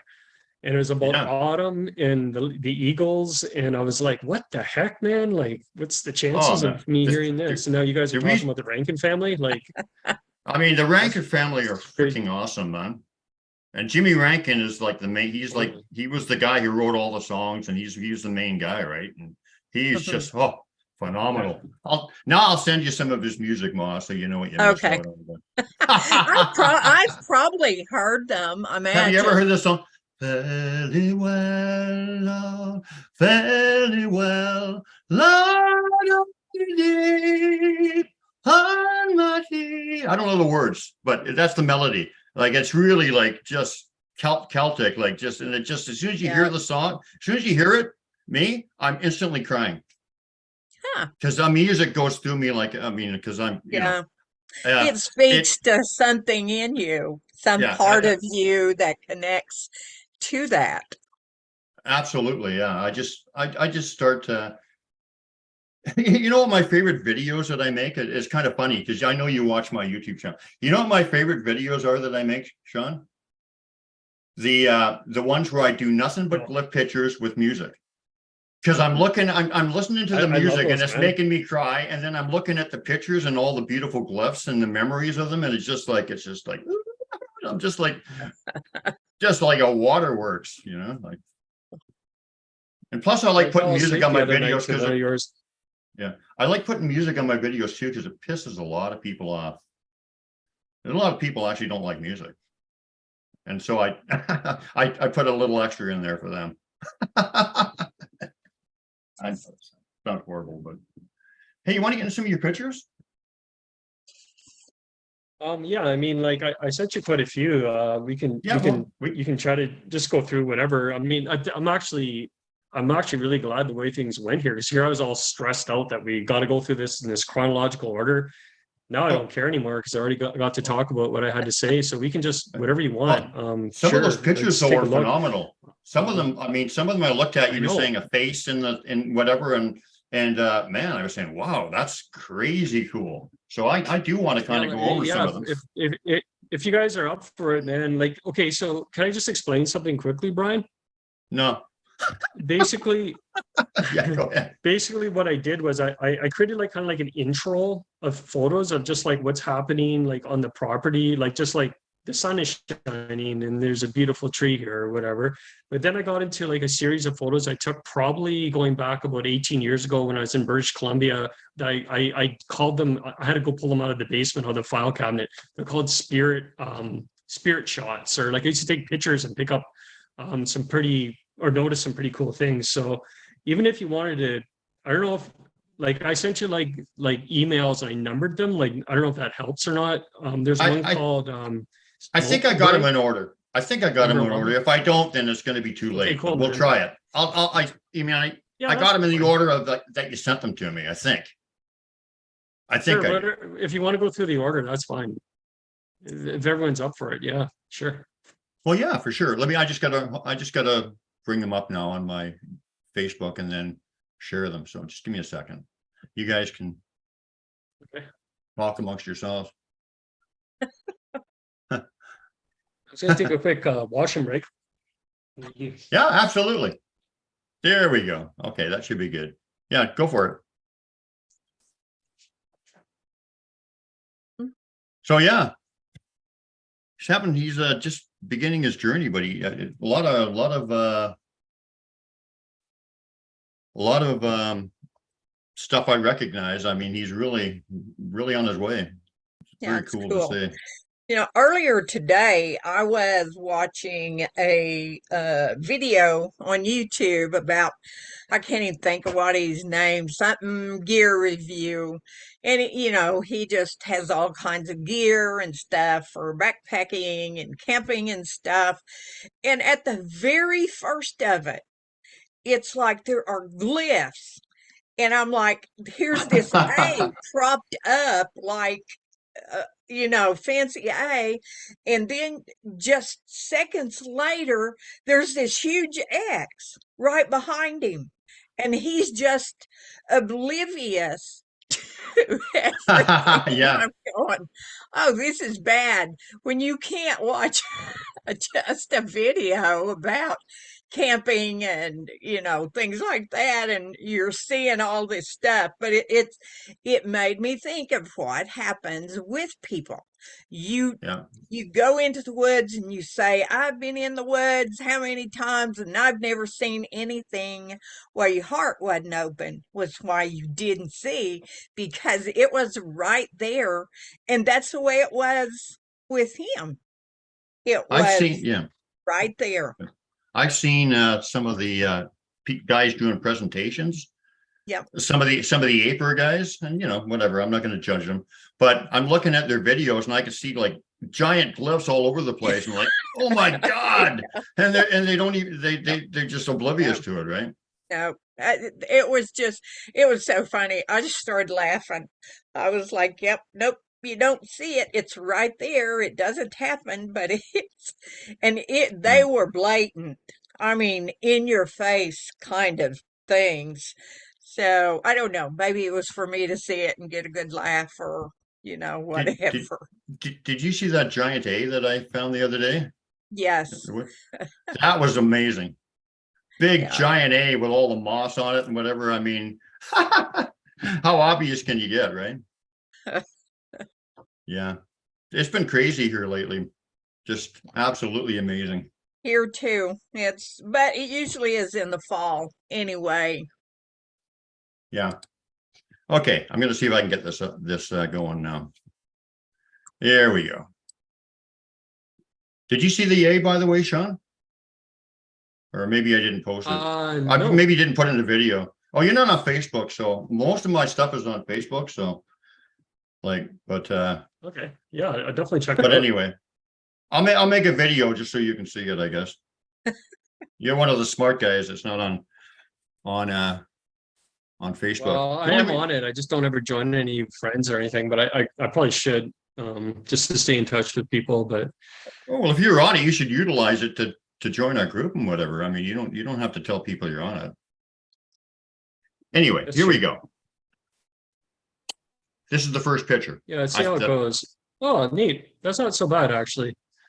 So, this is this morning on my property. It's just kind of like, this is what it's looking like up here anyways. We got some beautiful leaves and the sun is rising in the east right there. And I got about 2 acres of property, and yeah, a lot of the things that we're talking about, it's been happening in and around this area, but it's kind of a neat picture I took, that's all. That's pretty. Yeah. It is Thank you. another pretty Thank you, one. nature. Yep. Oh, wow. Yeah. Oh, do you want to move on? We're just looking at the, okay. Oh yeah, sure. Sorry. Yeah, please do. That's just my friend. There's a good shot of these maple trees that I just love when they get like that. It's just like fire, Yeah. What's the temperature there right now? Because I might be your neighbor before you know it. Sure, man. What's the temperature there? Cool. Somebody I could walk in the woods with. What's it? The temperature in the morning right now is 4 degrees Celsius. So I don't know what the conversion of that is in America, Fahrenheit. I have to. I know what it is, even though I prefer Fahrenheit. But, I'm a Canadian, but I grew up with Yeah, Fahrenheit, I kinda yards, do, inches, but- feet, and all that stuff. And anyway, yeah, so it's not that bad. It's not like frozen tundra, in the right? morning, it's 4 degrees. Today was 10 degrees Celsius. Yeah, go ahead. There's you and your wife, but that's as big as I can get it. Oh, look at that little guy. Is that a border collie? Oh no, that's fine, man. Holy cow! Oh, you saw my dog in there, right? Yeah, he's actually Australian Shepherd. Yeah, this is the back. So this is the back area where sometimes I walk with like some of the people I'm working with, and this is this morning. Still probably within 5 minutes of that first shot you saw. So right now the leaves they're fully, and there's a train that actually what it does is called the Agawam Canyon Tour that leaves from Sault Ste. Marie, Ontario. We're a twin city here, actually, twin city to the Americas. So basically, when you come up to very northern tip of Michigan, there's me and my wife and my puppy. When you come up to the very northern tip of Michigan, you're in Sault Ste. Marie, Michigan. You drive over the International Bridge, you're in Sault Ste. Marie, Ontario. We're a twin town. And basically what a big draw in this time of year is this train tour. So we get a lot of Americans up here right now, and they're getting on the trains and they're going out and seeing all the fall colors. There's me and my wife. She's on her way to France right now. She's on a huge family trip. Wow. And she's on a cruise. She just left from Spain, and she's so hi honey, if you're watching, I might send this out to her. She's going to be in Europe for another 2 weeks in Italy. And yeah, there's our puppy, and that's the house. And yeah, that's our garden in the background, and we've been there for 4 years now. We love it. So we just hope the cool. interest rates don't go up too high and we get booted out of here. So I wanted to ask Mr. Beans and Arla, how old do you figure Sean is, you guys? Don't tell him. 30. 42. Didn't you say you were 51, Sean? Yeah, I just turned 51 2 weeks ago. You're a kid. You're still just a kid to me. Yeah. No, honestly, you don't look any older He than like looks 35 to me. like he him. does. Yeah. I mean, when, I had to say that I because shaved my beard.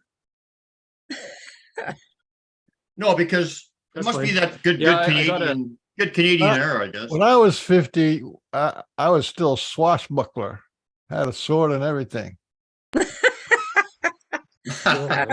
Yeah, you know, like honestly, people say, you know, people don't look their age. You seriously, man, you're the youngest 51-year-old I think I've ever seen. But anyway. Well, you know what? I'll tell you something about that, Brian. It's got its pros and its cons. I mean, a lot of times I don't really care, but a lot of people don't take me seriously because they think like, you know, I'm a kid. You're a kid. Which my spirit is young, but my soul is, I feel my soul is old. But like I got a great chin. Anyways,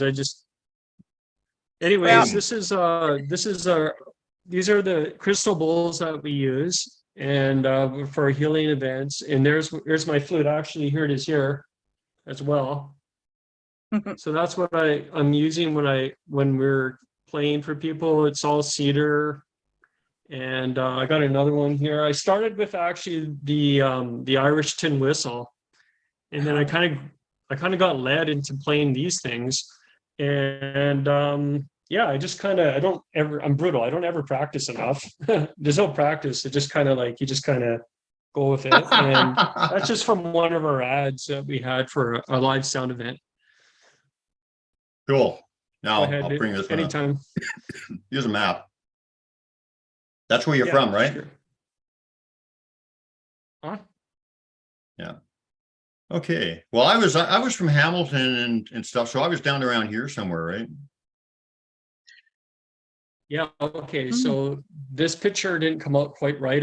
You're from down south. And for some reason that didn't frame up properly. Oh, there we go. See where that little hand is? That's where I'm talking to you guys from right now. Oh, wow. Superior. I'm just on the other side. I've been really close to you, like right across the border several times. Really? Yeah. Oh, right on. Well, nice. You all go up and say hello now. It'd be a ways for me now, but yeah, when I was an escort or pilot car for oversized loads, and then I was on the truck with Matthew, and we were up that way. Oh, I am so happy you said pilot car after you said escort. Right. So happy. Well, that's what they're called, is escorts, but yeah. Yeah.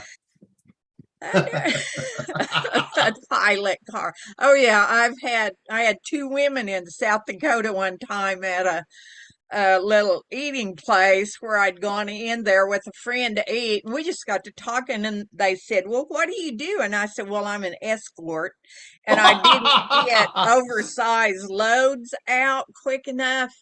And she went, "Oh my gosh, I bet that's so much fun."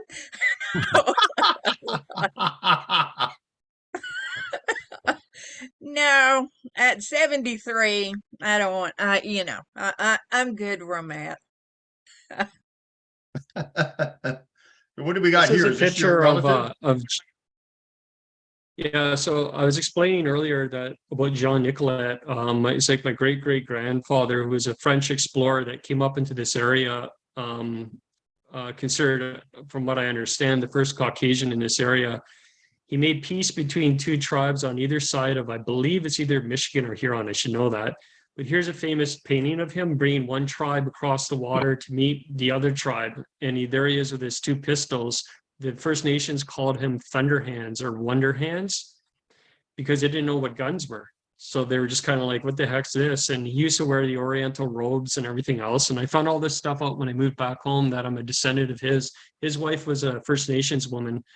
I actually have First Nations on another side of mine too, from Mackinac Island. It's from he's from a fur trader who had an affair with an Ojibwe maid, who I'm the descendant of as well. So it's pretty interesting. I just thought I'd throw it in there just to show a different cultural aspect of our country, actually. But actually, that's before our countries were countries. So that's actually, that crosses all that. 1700s, like he's right? probably would now be considered the states right there. Like he's actually in probably Michigan right there. So And the before it was name Michigan, was, what was the name again, Sean? Jean Nicolet. Yeah, his name Nicolette? is Jean Nicolet. Yep. You Yeah, know, you can look them up. They have all kinds of like. I'm looking at this guy. I'm looking at What are you gonna this, say? and I mean, I think that the First Nations people probably thought this guy was a god or something, right? I You know mean, what they did, and it's not to get on my high horse about it or nothing, but they actually did, because it blew their minds. And he learned Ojibwe, and he was really well respected. Like he wasn't somebody who was there to, he was just kind of like this explorer guy who Yeah. ended up Well- marrying Brave Nipissing's daughter. Like I said, who I'm a descendant of, which is crazy. Makes a lot of sense for me because certain things that happened in my life and stuff. But yeah, I just thought I'd throw it in there. Just well, but the thing the is, though, story is, here, I if, guess. if you're like a lost tribe, and in Zimbabwe, somewhere, and and you've never seen planes or something or whatever, and they fly over, I mean, you're going to think Yeah. those are gods. This guy's got like fire coming out of his hands. They naturally must have thought he was a god, right? I would think. Yeah, I think they did actually. They must have. I mean, they look pretty surprised there, looking at him like, "What's he doing here? Bringing our enemies over here? Like, what the heck's going on?" Yeah. Okay, here's another map. Yeah, go ahead. Whenever you want to switch it, like, we'll go to the next picture, I guess. And Well, actually, you should be okay, telling me this when is to move more of them, a but zoom in. okay, Sure. where do you want to No, go? that's fine. I just didn't want to interrupt our conversation. So this is all just basically more of a zoom in of the area. So see where that white little hand is? That is where I'm experiencing the forest people. Exactly. That's where I'm experiencing them. So this is a like where it says Glendale Northland is a road called Ranger Lake Road that my uncle's who I'm not related to, he married into the family. He's Irish descendants, Macaulay and O'Connor's that I heard cut that road. It just goes really deep into the woods. There's 100 million lakes back in there, and it's kind of the area where I'm experiencing this bulk of experience, other than on my property as well, which is like if you look down, you see where it says 550 to the left of Sault Ste. Marie, and it goes all the way down to the end of where the white little thing is there. Yes, to the left of that. Keep going left, Brian. Oh, the left. other way, sorry. Yeah, the other Yes. left. I'm right on that edge of where Lake Superior, at the end of that road, not that one, but the one above it. Doesn't really matter, but I'm just at the end of that road, which is another township. Yeah, just kind of give people a perspective of where these things are happening, and a lot of the locals know this area really well. They have a lot of camps back. We call it camp here. I remember out west, people called it cabin. Southern Ontario, they call it cottage. We call it camp. Going to camp. I think other than British Columbia, probably Ontario in Canada probably has the second most, maybe Alberta too, but I mean, there's a lot in Northern Ontario. There's a lot of Sasquatch activity. I mean, you've got Mike Patterson out there. You've got what's the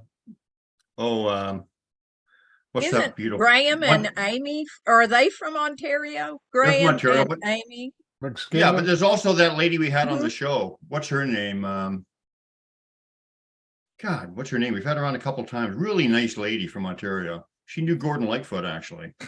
Or met him Well, or I something. He think lived here actually. Not anymore, he doesn't. Sam, they have a cabin, I think, in Ontario, and he had a lot of stuff go on up there when they've been up there. Yeah. What's this? What's her name? She's I believe it. she's from Southern Ontario too. She does a lot of structures and stuff. You were going to have her at a conference one time in Georgia, Arla. Hmm. What's her name? Oh, yeah. Leanne Carnegie. Oh, okay. Leanne Carnegie. She's up there too. And she's got some amazing stuff. So Ontario's pretty cool. Oh, look at this. It is. I really like it. I like the north. I really appreciate it. It's super cold. Like our winters are crazy. Like it's insane. I got two snowblowers because if one fails, I'm screwed. My driveway is like an acre long. Like I'm not going to get out. We get hammered off of Lake Superior. Like it's a lot of snow, but I enjoy it.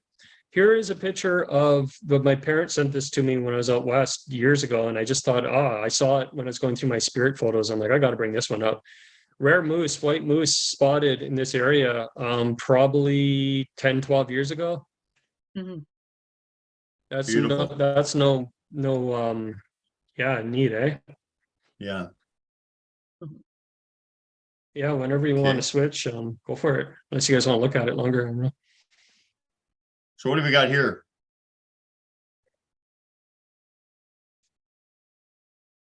Let's see. What are we looking at here? Did the Okay. picture come up? This gets into this, yeah, you got it. Thank you. This gets into what I call my spirit photos. And this, I've never really picked up on anything on this one in particular, although one of you guys might, but I just think it's cool. I was taking pictures of like ice over top of like moss, like on the side of the trees out west, like around Mount Seymour in North Van. And I just dig this picture. I just think it's neat. It's just kind of an introduction to my series of spirit pictures. Yeah, it's a cool picture for sure.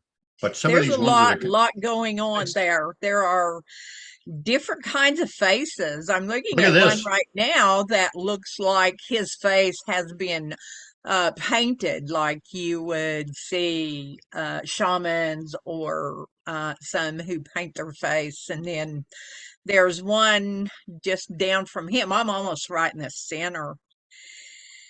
And it's literally alive. How about this? You see this face? Two eyes, kind of Yep. nose and mouth and the Yep. skull. What a face that is. Yep, there's There's a lot of some things bigger that pop ones. out. Yeah. And I love that these spirit photos because people see what they need to see in this. Yeah. And so all of us could look at it and see things that are that another one didn't pick up on. And I love that. People go, "Oh, that's just pareidolia." No, it's not.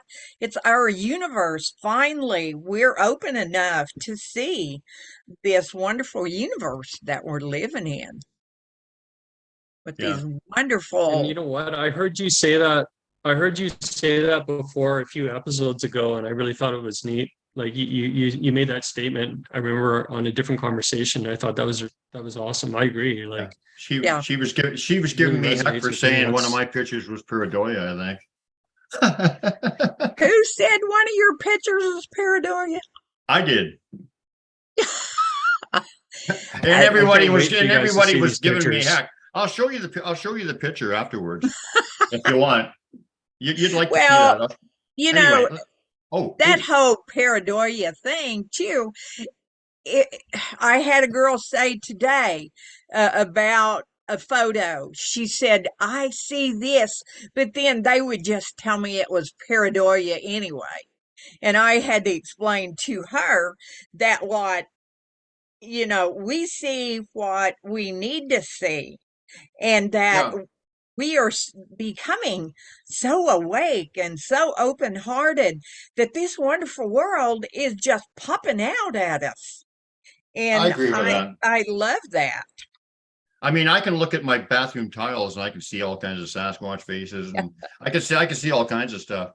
And Oh, it looks just, that's wild. Yeah. that's like a profile. What do we got here? Looks like a Yes. face. You know what I call this one? I call this one dude having a smoke.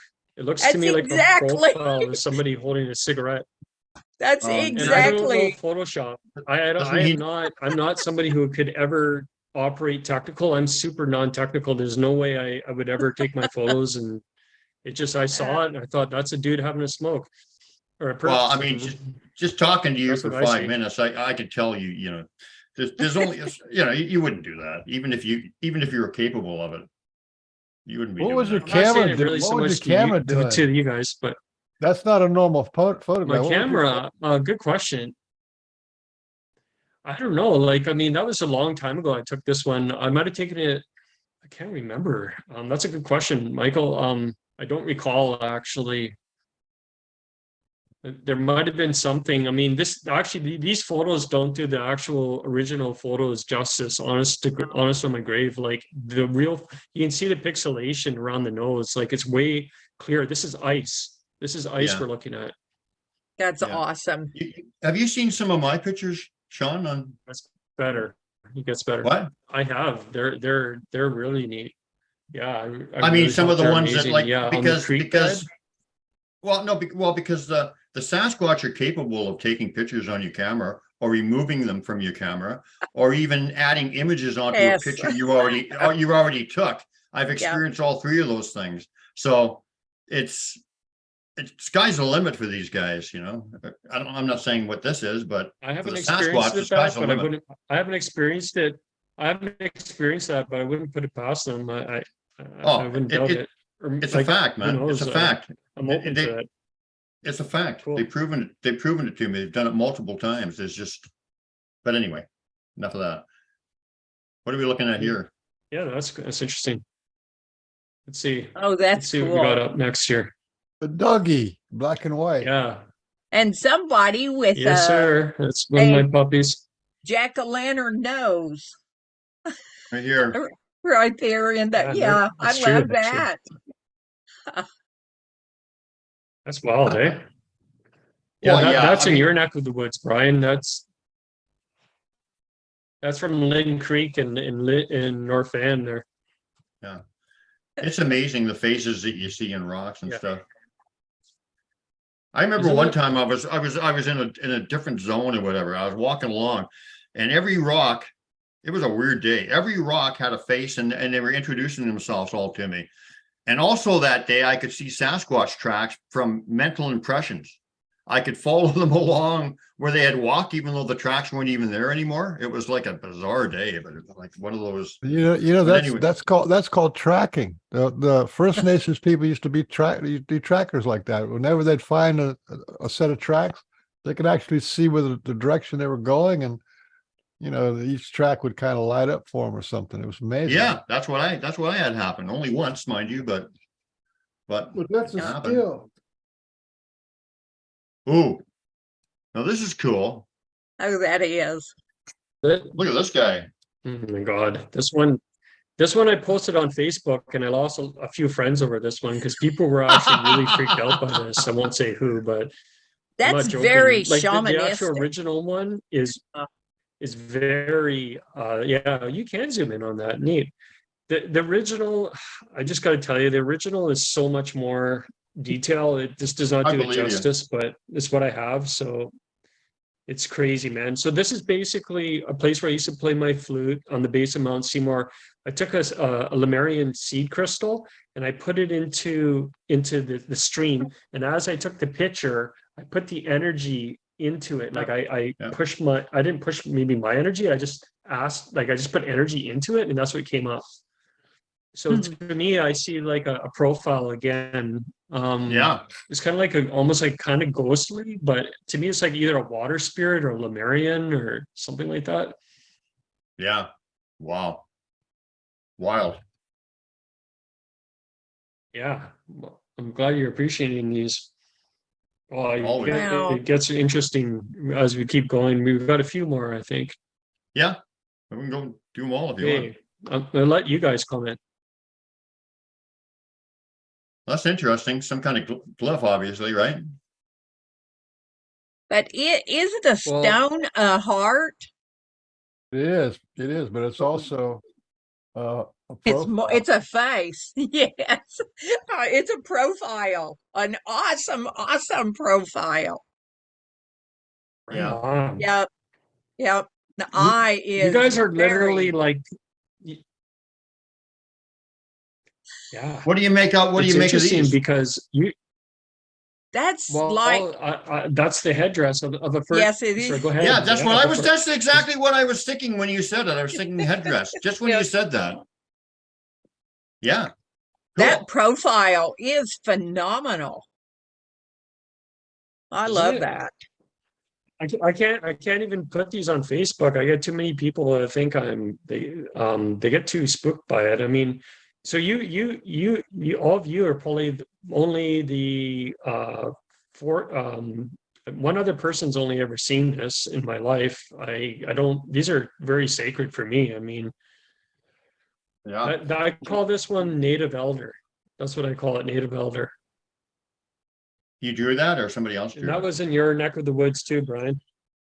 Okay, this here, my niece did this. She drew this Oh. when she was like 6 years old or something, and I kept it. And I just thought, why would a kid do something like this? And then part of me thinks, well, she could have been watching Star Wars, like, there's Chewbacca and all that. And I know her dad's big into all that kind of stuff. So it's possible that influenced her. But I was kind of rummaging through the basement and I saw it. And I just thought, yeah, what the heck? I'll throw it in here. It's just kind of neat how a kid would do something like that. That is kind of That's neat. cool. Oh, beautiful. Hmm. Look at those trees. Oh, I don't know. that's a really It's not coming cool up for me, but face on the left. See down in the corner on the left? Yeah. I like that. Looks like a Yes. looks like a lion, doesn't That's it? why I zoomed Yeah. in on it. It does totally. That's That's what me and my wife thought. We're like, there's a lion right there. Yep, Yeah. that's This is really on. cool. Okay, I should use this as an opportunity to segue because this leads into the whole story about the teepee-like structure, Grandfather Rock. This is right where I park when I go into that area. So this was like literally last week. Mhm. And I didn't take it because I saw that. I took it because I was like, oh, look at all these beautiful trees. And then when I was looking at my pictures after, I noticed that. Kinda hard So I to zoomed in on miss. it and I thought, oh, I'll put it in here. Yep. So this is I on the way like to the this guy area up here. See if I that can I've get been. this guy. Can you see him? What gay? Can you see this guy? Oh, in the side. Yep. There's his eyes. I see his Hey. nose, his lips, his chin. You couldn't see my RE in my picture, and you see this guy? You don't see that guy? That looks like a big Sasquatch looking over at the lion. Okay. Got something on my screen. I can't really see that well, but that's interesting. I'll have to take a look at it again. Neat. Anyway, the trees are amazing. Mm-hmm. They are Yeah, I know it's still nice right now. I love this time of year. It's my favorite. pretty. Me too. Right What do we on. got here? Just woods. And a Excuse me. big rock. That's a fantastic rock or whatever that is. Maybe it's a burnt tire. For I some don't reason, know. there's a delay. Okay, now I'm seeing it. So that is Grandfather Rock. That Oh, it is wow. down in the Okay. bottom. That's where I've been gifting. And that is like that. There's a fallen tree that wasn't there last year. I don't know if you're listening earlier, Arla, but prior to last year, that tree wasn't there. And there's a secondary tree running off. This is the secondary trail where some big things have Yes. happened for me, like the owl calls, the wood knocks. And this is where I've been gifting. Oh, that's cool. And that's the approach to Grandfather Rock. And I smudged there. I played my flute there. And then this tree came down last fall, which I didn't think much of right away because I just thought, oh, it's just probably because there was a windstorm. But you'll see why I don't think that anymore because something else happened recently. So He definitely has a face. I see both eyes and a nose and a mouth Right very, here. very Right clearly. here. Right That's here. his mouth. I see 2 eyes, a nose, and a mouth. See, I don't Mouth, see nose, that. 2 eyes. down there, I see it on the lighter face. I see the two eyes and a little white for the nose, and the mouth is rather big and looks like it might be open Well, at the now that you top. said that, now that you said that, I can't see what I saw. Anyway, oh, this is gonna not work too good. But that's a big X, right? Yeah. We see a lot of those. Yeah, there's a That's delay, cool. so I don't see it as soon as you guys. You guys see it. You guys see it before I do. I'm still on the rock here. Like about a minute before you, yeah. Like we've been looking at it for Interesting. 15 seconds now. Yeah, so you're at let's see here. I do have a list. Okay, It's you beautiful are greenery with a Well, big head. you're 3 hours ahead. Oh no, actually you're 3 hours ahead of me, so that doesn't make any sense. I see it now. Yeah, so that's just one of the structures that I've noticed around there. Yeah.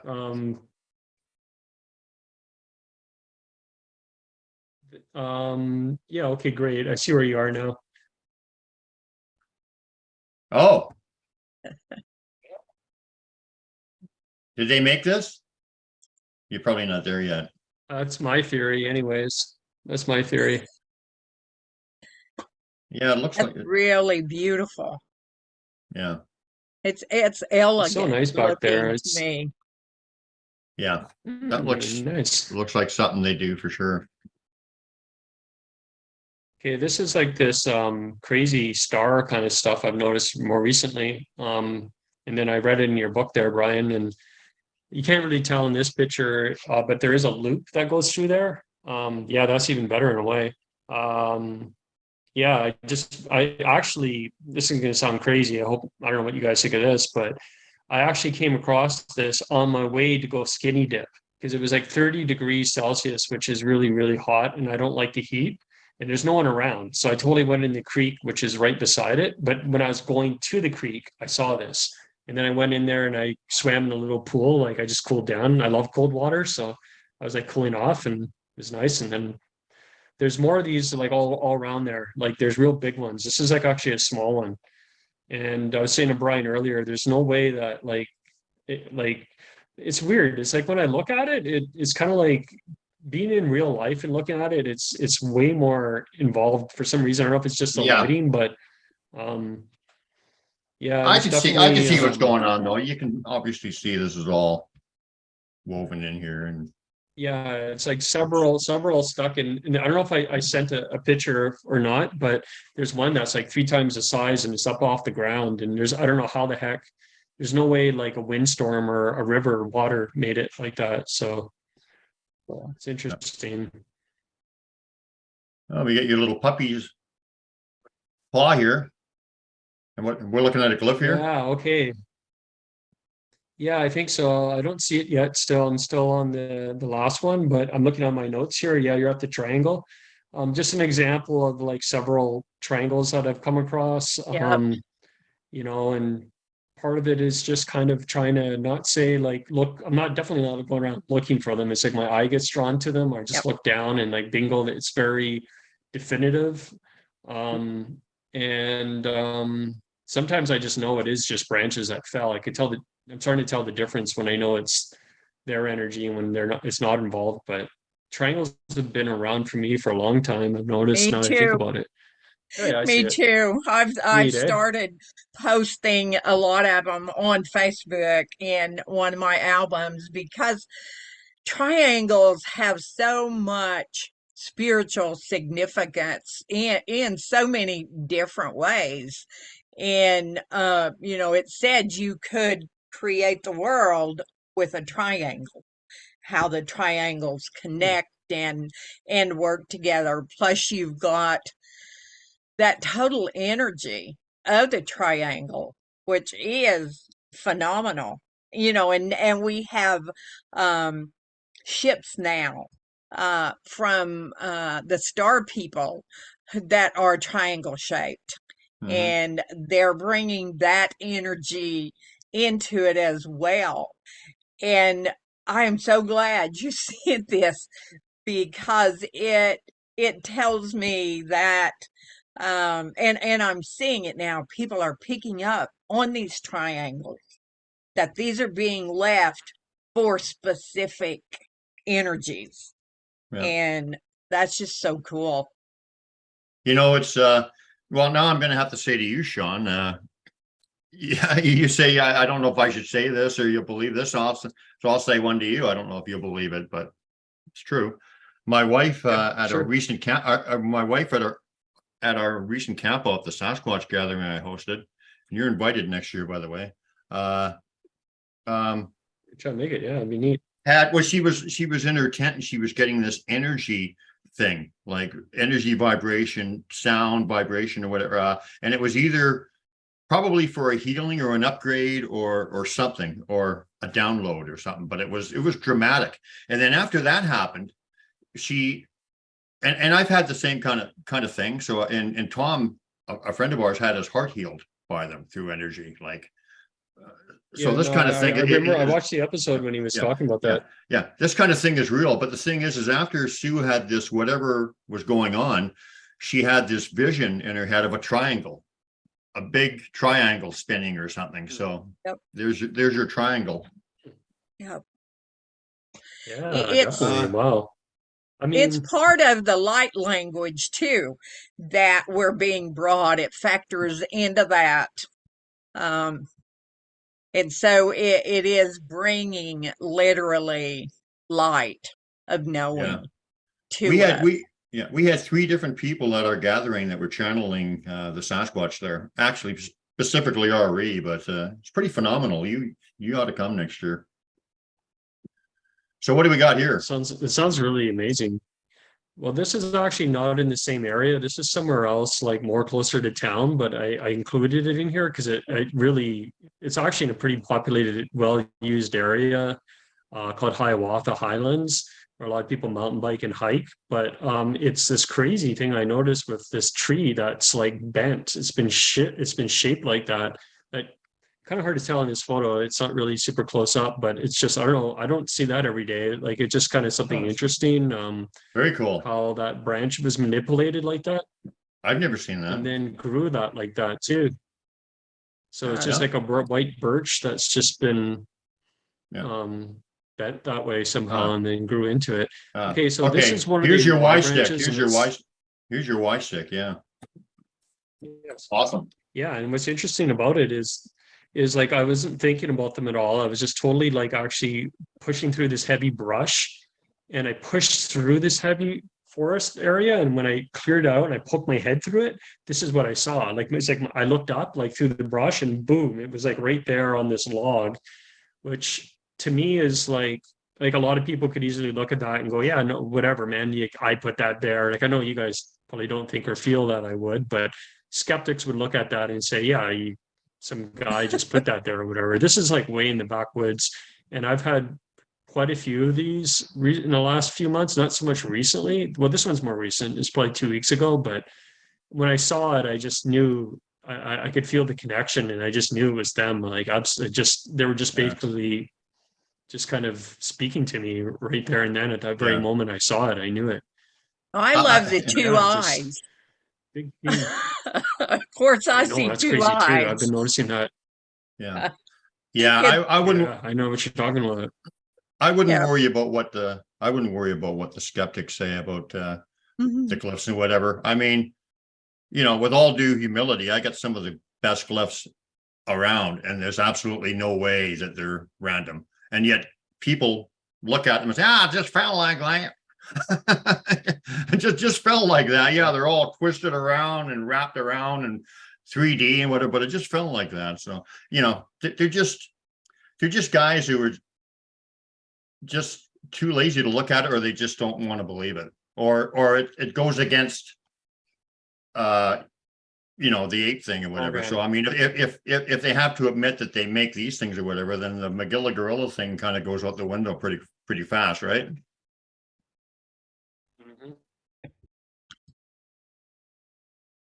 You probably don't know. Oh, you might know who Magilla gorilla is. You're not 30 or 50 something. What do we got here? Happy St. Patty's. Happy St. Patty's about 7 or 8 months early, I guess. No, I just took some picture of some clovers. I just think I they're love nice. And there's those. nothing. Oh, hold on. Lost us. What happened there? I'm gonna have to redo it again. Sorry about that. I love the clovers. Yeah, me too. I'm hoping I see a 4-leaf. I haven't yet, but A 4-leafer. I like there's clover just they're so flowers. You ever lush. seen clover flowers? Hmm. They're white or Are they white? sometimes purple. Yep, Yeah, white and yeah, I red have. and different Yeah, they're colors. nice. Yep.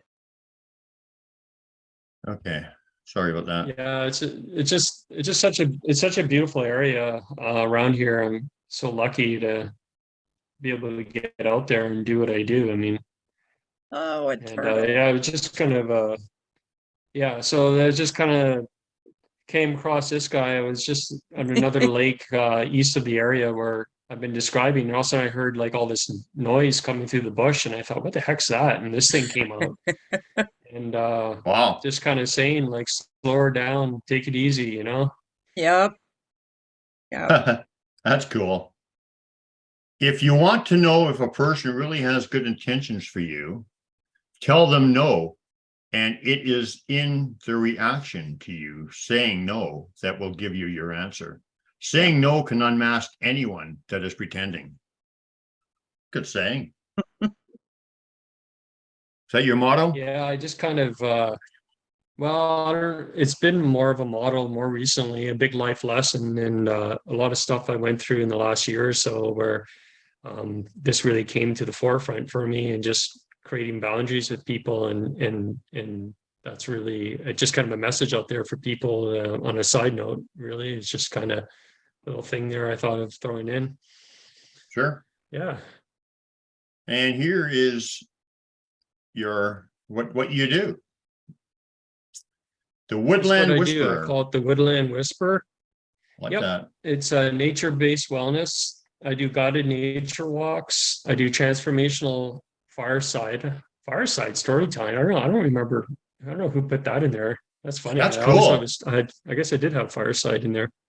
Yeah. So basically what I'm doing is I study with a guy out of Scotland, and got this certification around metaphoric storytelling. So I have a great capacity for a huge imagination that I have to put to use somehow, and I never knew how I would use it. And this is it. I'm taking on new clients, and things are going really good with it. Actually, like I like to be more busier. My wife's saying, "No, you're doing good." People are coming in, and they're getting a lot out of it. And basically, the whole idea with this storytelling is that I just think it's crazy how we've kind of gotten away from storytelling as adults. Like we do it when we're kids, we sit around and listen to stories. And I just think there's a lot of healing in it. You know, it's a way to actually get people to think of different outcomes in their life, or different ways that we think of things, get different perspectives on things.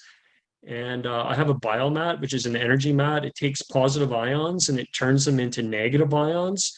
And negative ions are what's really healing. It's what we get when we're by like fires or like water. And it's like a heated mat. It's infrared, and it's an add-on to what I do with my energy medicine with people. So people really love it. It's great for inflammation. It fights bacterias. They say viruses. It's out of Korea. It got actually really blackballed by the medical community. They're like really trying to squash it. And there's some very interesting information that's come out regarding cancers and stuff like that. But I can't like say it's going to necessarily heal everybody that way. But there's a lot of doctors out there too that got blackballed that say apparently it can. Anyways, it's really good. It helps people sleep better. They just feel a lot grounded after. I do sound healing with my native flute and my sound bowls. And we do live events once a month at the Healing Loft. It's Healing Loft, I believe it's .ca or .com. That's my wife's business, with my sister-in-law and another lady who is a psychotherapist, created that business. And I do that once a month out of their space in downtown Sault Ste. Marie. And it's this time of year, it's selling out. We're getting a lot of people in there, and they just lie on the mat. My wife is really great with audiences. I'm more low key. I'm more of an introvert. She's more of an extrovert. So she's really great at like going through she has mantras that we've created to take people through each energy system and do a lot of healing that way. And it's a lot of fun. We really enjoy it. Wow. And yeah, I do distance healing. So if anybody wants to reach out, best way is just email or send me a text. I don't actually have that website up and running. I just have the domain, but I haven't gotten around to doing anything with that yet. So if you want to send me a text, there it is. No. And there's a like contact for, the email as well Sasquatch, if you want to say hi or just like the Sasquatch message, no space, like distant healing is like, that's, I've only done it a few times, but most of it's been from the distance, and it doesn't make any difference if you're there or from the distance. Yeah, no, I agree. Sorry, my dog's going a little bit wild here. Okay, good boy. You know, I mean, there are so many cultures have different modalities of distance healing. I mean, praying for somebody who is not with you is distance healing. There's, all kinds of ways to do that. And what that tells me is healing has no boundary. It doesn't have to be in a building or a specific place. That healing goes where healing needs to go. Yeah, I agree. yeah, absolutely. Turn around, buddy. Leave it. Absolutely. Just Sorry, I just had here we go. some dog just ran through my yard, so I got this young puppy here. So yeah, I got anything. The only last thing I have to share with anyone who, if we're still up for it, is just a couple poems I wrote. Actually, kind of regarding around time. We talked about time yesterday. I don't know. Yeah, just let me share something with you quickly. And sure. If I can get it, I just wanted to show you this. Okay. There we go. Here's my clan leader signature that he put in the woods, or somebody did representing him. Because when I see his signature, it's not always them. Usually when I see another clan leader signature, that means it's them. But for the clan leader, they can all put his signature there because of representing his clan kind of thing. So what do you, Nice. can you see that? Mhm. Not yet, not me anyways. Sorry about this. I got all my chats up and everything. Oh, damn it. Wow, Is it still there? that's cool No. though. Hold on a I second. saw something. Yeah, just give me a second. I saw it. Sure. Yeah, Can you do a I'm poem while you're moving doing that, or around a too short much one? trying to get things perfect, and it goes off. Let me just try again. Okay. And we can I'll also do a quick here poem, we go. short Here we one. go. We can also watch your video too if you want. Okay, sure. Oh, yeah, Here we that's go. right. Forgot about that. Yeah, What that'd do you be think of really that? good. See, okay, so here, I mean, these are the giveaways. Well, I mean, Wow. obviously this, but look, here's his A. But one of the big things with them, one of their big messages, or one of the big ones that I find a lot, is XA, which means friendship welcome from the clan of RE. So here's the X too, you say. So it's just too perfect and So cool. lines up with what they say. I mean, it obviously them. So that would That's mean amazing. friendship welcome from the clan of RE. With this is the X, friendship welcome. Here's his signature, and yeah, I just found that the other day. It's been amazing up here ever since we had the gathering, and before even. It's seems to have intensified. But yeah, pretty cool, eh? What do you think of that, Sean? Neat, eh? I think it's amazing. I could see the triangle and the X, and the fact that it's so high up and big like that. I love the moss on there too. That's so cool. Oh my God. Powerful. Yeah, we found one the other day, Sue and I, in the dark. It was pretty funny. Did you see the video when it was raining out and we saw that thing hanging up on the tree, looped over the branch and under and over and stuff? Did you see that, Sean? Or you just Yes, into I did. I had a hard time. I was falling. I saw. No, not at all. I've been never. I'm actually. I was falling asleep the other night, and I was looking at it as I was falling asleep, so I didn't catch it all. But I did see that you put up the tree that was woven in. Yeah, that was interesting. Well, I mean, it was 15 feet up where they were weaving it, right? Plus, like just Yeah, classic. I I know, mean, that's crazy, man. you want to watch that video now? And then you can wrap up with a couple of your things, Yeah, sure. your poems or whatever. Well, Yeah, okay, sure. That'd be awesome. That video is just basically the new structure that popped up in May. And yeah, if you get it playing, that'd be really I neat. got it. Just I got kind of it. this is what like blew my mind and put me in kind of a state of fear for a bit because I was kind of like, wow, like this is pretty far out for me. This was never there before, the structure. And this is the day I came across it. Buddy, leave it. Well, I think that the way things are developing for you, if you think it's far out now, just hold on to your horses. It's going to get a lot more far Oh my out. God. Okay, so there we go. It doesn't, the quality is not that good, but I don't think I'm going to put the sound on. Okay, you can just describe it. The sound doesn't really translate well. Oh yeah, sure. Okay, so I'm just going to Okay. play it. Can you say it? Yeah, so this, I can definitely see it. And basically, you can't really see it in here. You can see the overlapping like loop tree there. And I thought when I shot it that people would be able to see it, but I do walk up to it closer as you play it. You'll see what it popped. This is what popped up. This is very close to that grandfather rock, and blew me away. I mean, it was never there before, and there's no way anyone made that. Like, you'll see it as it goes. Oh yeah, there we Looks go. like Right here, it's maybe right here, right here, right in here. Oh yeah. yeah, you got a good eye. Oh, Yeah, it is. look at that. But you'll get a better. Wait until That's I don't know. powerful, It man. doesn't seem to be playing, but wait. I'll Yeah, it wait is. till you see like when I walk up to it. Well, that's all I don't know got. that it's playing for some reason. Oh, really? Yeah, it was playing. That was the Yeah, whole thing. it was very plain with the arch and the X.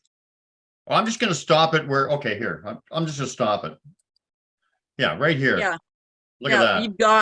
You've got the arch, you've There got it the big is. There we X. go. That's awesome. That's really powerful. Yeah, I I mean, didn't you know don't what have to to make of be, that. you don't have to be an energy person to, well, maybe you do, but, but I think most people can figure out that's pretty powerful. I mean, I just Yeah. wonder about people who do ever get in that trail, if they ever do. Like, I don't know what people would even think of that. Like, do they just walk by this stuff and never even like think twice about it? Or, Yeah, exactly. I mean, Yep. huh. That's I I don't was know. telling I guess. Yeah, I was telling Brian a while ago when you walked off for a bit that I'd watched a video earlier.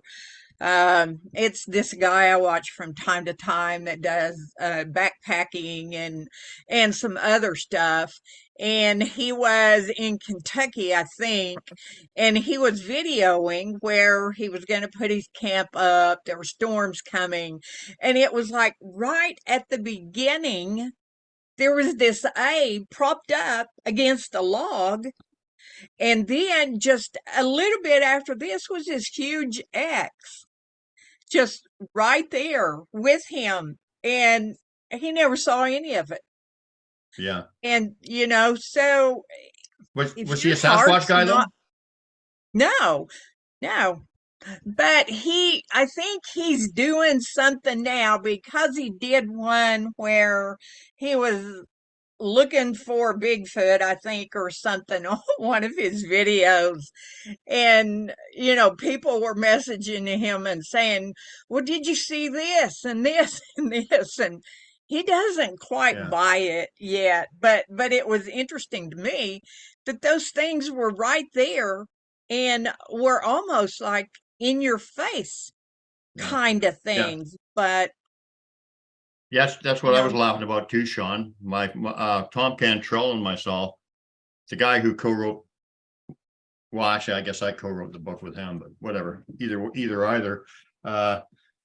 We were at a conference one time, and there's this guy, a professional Sasquatch investigator, showing a video, and he's got glyphs like everywhere, like, and we're just like, doesn't he see that? It was just like everywhere. And I mean, he didn't know I guess he didn't know what they were or something, but no. so, but one thing is for sure is if you pay attention to these things, when you start paying attention to their stuff, that's when they're going to give you more. When you're open to it and when you pay attention to it, then they'll start adding on. You probably realize that, right? I do, but the funny thing is after I saw this structure, things are coming on super strong, like unreal, like every day, like it's pretty crazy. Like, and then it just died right off. And then now it's picked up again. But yeah, I don't know what the reason for it was. Maybe because they just realized, well, that's a lot for this kid. Like, let's take it easy on Yeah. him or something. Yeah, or- well, what I found from my personal experience is you get a bunch of intense activity and then you have a lull or whatever. And at first, when that kind of stuff happens, you're all disappointed. Don't they love me anymore? Like, what, did I piss them off and whatever? Yeah. But I've had like 4 or 5 at least of those things like that, or maybe more. But every time I come out of it, I seem to have a bigger knowing or a bigger awareness. And I talk about it in my book. I call it an assimilation period. So they throw a bunch of stuff at you, and then they'll give you time to kind of digest it. And then once you do, then you're ready to move on. And I just got a big tingly, Yeah, that makes wingly sense. rush that RE said, yes, you said it good. So does that make sense? Interesting. It does to me. I mean, it seems like what's happening in my experience as well. I mean, of course, this is all pretty new to me, and the last things ever since last May that have been coming on really strong. So I have definitely got a time out or something, and then a time to I kind of had to go into the human world a bit, actually. Like, go talk to that elder, listen to your type of videos, listen to other perspectives, and now it's coming on again. Yeah. But yeah, I mean, I walk my dog every morning in the woods, so I'm definitely seeing interesting things, and sometimes not, and that's okay. I mean, I don't want to be needy. I don't want to be like relying on this kind of interaction, just seeing where it goes. And it's yeah, it's pretty far out stuff, man. Like, it's pretty wild. You've got obviously so I sent you my book, right, on the PDF. You can read it off of your phone, right? Or can you? I'm not sure. I haven't tried that yet, but I got into the forward last night. I was just kind of skimming through it as I was falling asleep. But yeah, I'll definitely take a look at it for sure. It looks, I mean, if you're saying it's better than what you thought, I thought Woodworks was great because Woodworks, like, if more people who are having this experience, I was just going to say, if more people can have this or having experiences and they have resources where they can go to and actually get validated, you don't feel like, I mean, I wasn't like totally like in the dark, like feeling like, oh, I'm so alone. Like, I wasn't dark side about it, but it's just nice to get the validation to actually be like, okay, like, I'm not losing my marbles. There's other people. And the cool thing about it is when you look at a book like Woodworks or other books like that, or if there's anything like that out there, it kind of makes you feel like, okay, like, I'm getting that strong validation. I'm seeing these things. I'm experiencing this stuff, and somebody else is seeing the same things, like the Y's, the X's, the triangles, Yeah. like, and then this, I don't know. Like, I feel like more at peace about it all as a result. I just feel more grounded about it. Yeah. As a Yeah. result. So yeah, it's great that you Wood- did that. Woodworks is a good book, but this one is just so much more detail. There's more. It goes into a bunch of different stuff. They're both good though. But what I was going to suggest is, and this is going to sound like an ego thing, but it's not really. Take the book out into the woods with your phone or whatever, and start reading or whatever, and see what happens. Oh my gosh. I'm serious. That'd be something. I've had people tell me that stuff happens. You start reading my book and you take it out into the woods, and stuff's going to happen. Yeah. Because they're gonna know. I believe it, Brian. You know what happened is after I talked to Robin McCrae, she's really kind enough to take the time to have a conversation with me. She helped validate all the stuff I was going through and experiencing, like all of you are doing tonight. I really appreciate it. And after that, I went for a walk, and like right away, it's just I thought of her because I just had the conversation the night before. I just thought of Brenda. I looked down, boom, I saw a triangle. So I was like, okay, interesting. As soon as we ended up our conversation, I don't know if you remember yesterday, I said to you, hey, Brian, it's great talking, but like we both had to go or whatever. And I said, I got to go run in and get this food order in the restaurant. And I walk across the parking lot, and boom, I look down, and there's a wood structure right there. And I knew it was because it was the energy, like basically validating that, or just signifying that I had the conversation with you, or like that we were in a similar I mean, Yeah. your experience is much like you guys have had your own experiences, and I know everyone's experiences of their own, but I just thought that's interesting. It's just showing me the connect. Yeah. And I thought that's Everybody's cool. experience, nobody's experiences are better than anyone else's. They're all personal to you. So, there's no, yeah. Right on. But yeah, but really try that. Yeah, that's And great. I'm serious. So that might be Yeah, fun. I But might you're do gonna have that. to I stop mean, back. I do a lot of different things when I go back there. You're gonna have to Say stop in again? and you're gonna have to stop in now that you're just starting your journey. You're gonna have to stop in on the show and for updates and and maybe just sit in and chat and hang out and because I'd love sometimes we to. just have a round table I'd be kind of honored. discussion Like, I and mean, everything too, right?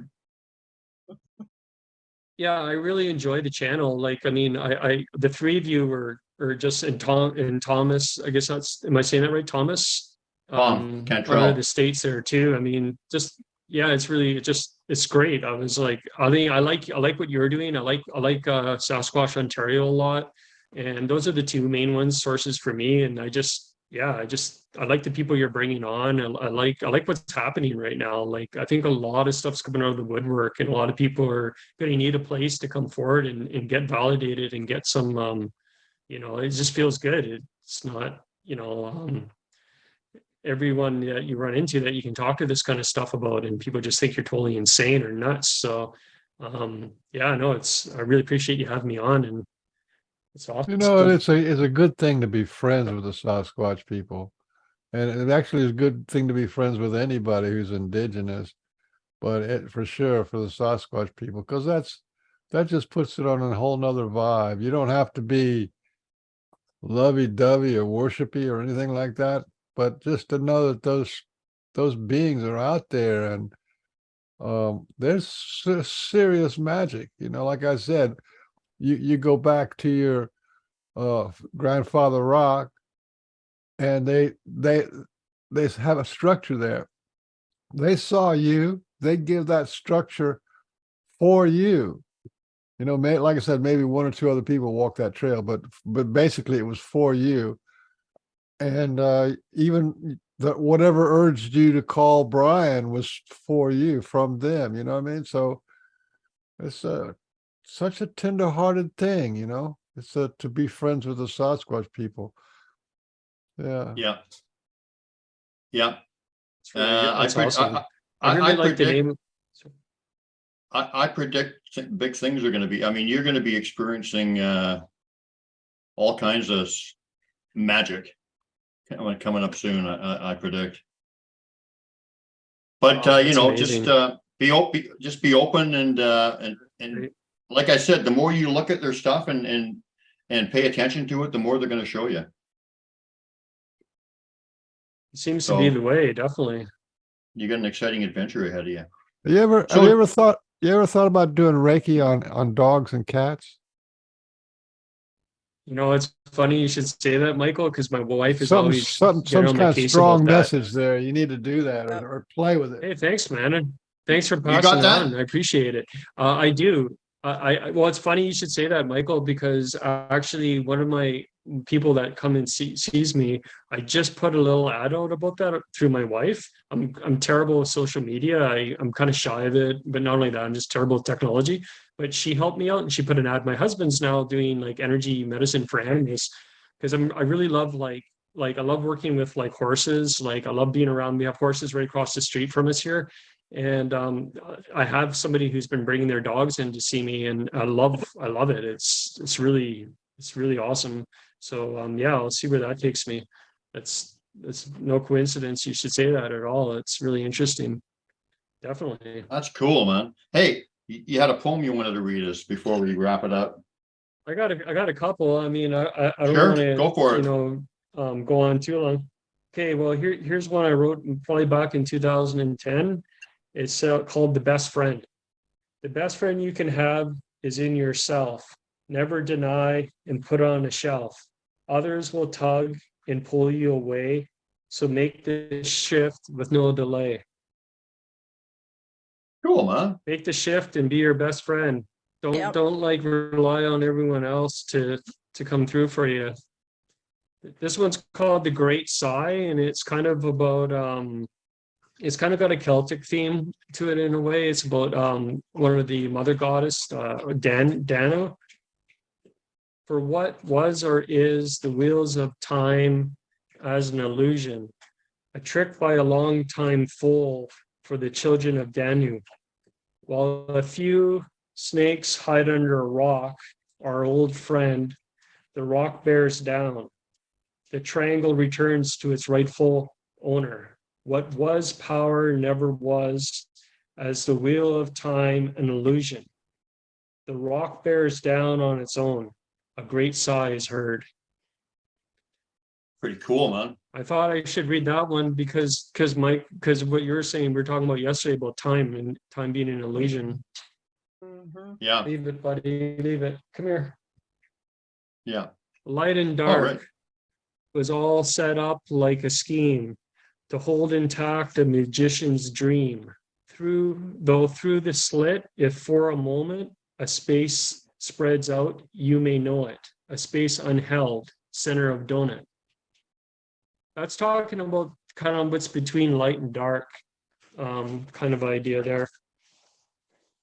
Those are pretty And creative, there was man. I our like them. shared star. Here's one for you. And there was our shared star. Buddy, come. Good boy. There was our shared star. Did you see it today? Or were you in the dark with your eyes on a screen? Where are the dancers in the park? Who forgot to bring up the wood and cut with the axe? While the dancers danced into the twilight forever? No, not forever. While tomorrow's rats will race through the concrete maze, what horror! It wasn't fable or myth or anything like that. African, Irish, Native, Asian, whatever, all indigenous people, us. They split our ways like a log in two. It's time to fix it. Yeah. Wow, man. No division. Yeah, I must have wrote these probably in like 2010 You or know what? so. That's a Sasquatch And, lesson, man. No division. That last sentence sounded like it came, or the last few sentences sounded like it came directly from them. Possible. That, That's a universal. That is universal with pretty much everything, even ourselves. yeah, I like your poetry, That's man. cool. It's It is different, it's good. Thanks, unique, I and appreciate it's it. really good. It's really good, and I mean that because I'm pretty Do we have creative time? myself. Do we have time for? For Do we have what? time for one more short one? Yeah. For We got another time short for one? if you want to. Yeah, we got time for whatever you want, man. Calvin Go ahead. Miller's book, The Singer Trilogy. I highly advise people out there to read this. It is this guy. Like when you read stuff like this, like I said to my wife, I can't believe that there's people that can write like this, like the kind of poetic and wisdom in this man. He basically wrote this. The singer is a parable and it's a metaphor for the story of Christ, but it is through the story of a singer who doesn't know his song, and he's coming to know his song, but he's still at odds with that path. And this is really interesting. I love Wow. this. So this is referring to the singer who doesn't know he's the singer yet. Okay, this is early in the story. It's a book of prose. Like it's all poetry. It's really well done. And this is what Lewis wrote. He worked the wood and drove the pegs methodically. This guy's a worker, right? He's a tradesman. The shavings from the easel piled upon the floor. Earth maker, full of energy, he said, when the evening had come. I am the tradesman. No, said the silent air, not a tradesman, a troubadour instead. A tradesman, he said firmly, as he smashed his mallet on the vise. A troubadour, the silence thundered back. How can silence thunder back? You can't. But yet it's like the silence, like it's like, the energy of like something else telling him, no, you're not meant to be the laborer. You're meant to sing your song. You're meant to use your gifts. This guy ends up being this, it's a story of Christ basically told through the singer. So he becomes like a healer, and he travels and he's healing people, and he's learning his song, which is there's different songs. It's really cool. It's like there's the earth song, which is told by basically it's a story about the devil who sings the Earth Song. Although I'm not saying like I don't think like he means it that way, but it's just kind of like a very like like heavenly voice. And then he learns the River Song, and then eventually he learns the the song from the creator, and he becomes the singer, and it's really cool. It's a really cool. Brian, you'd probably dig it. Like it, and Michael, I think all three of you would really. It's amazing. You know, Patrick, My favorite quotes. everyone has a song. God gave us each a song, and that's how we know who we are, is that song. Cool. I believe that. That's awesome. Yeah.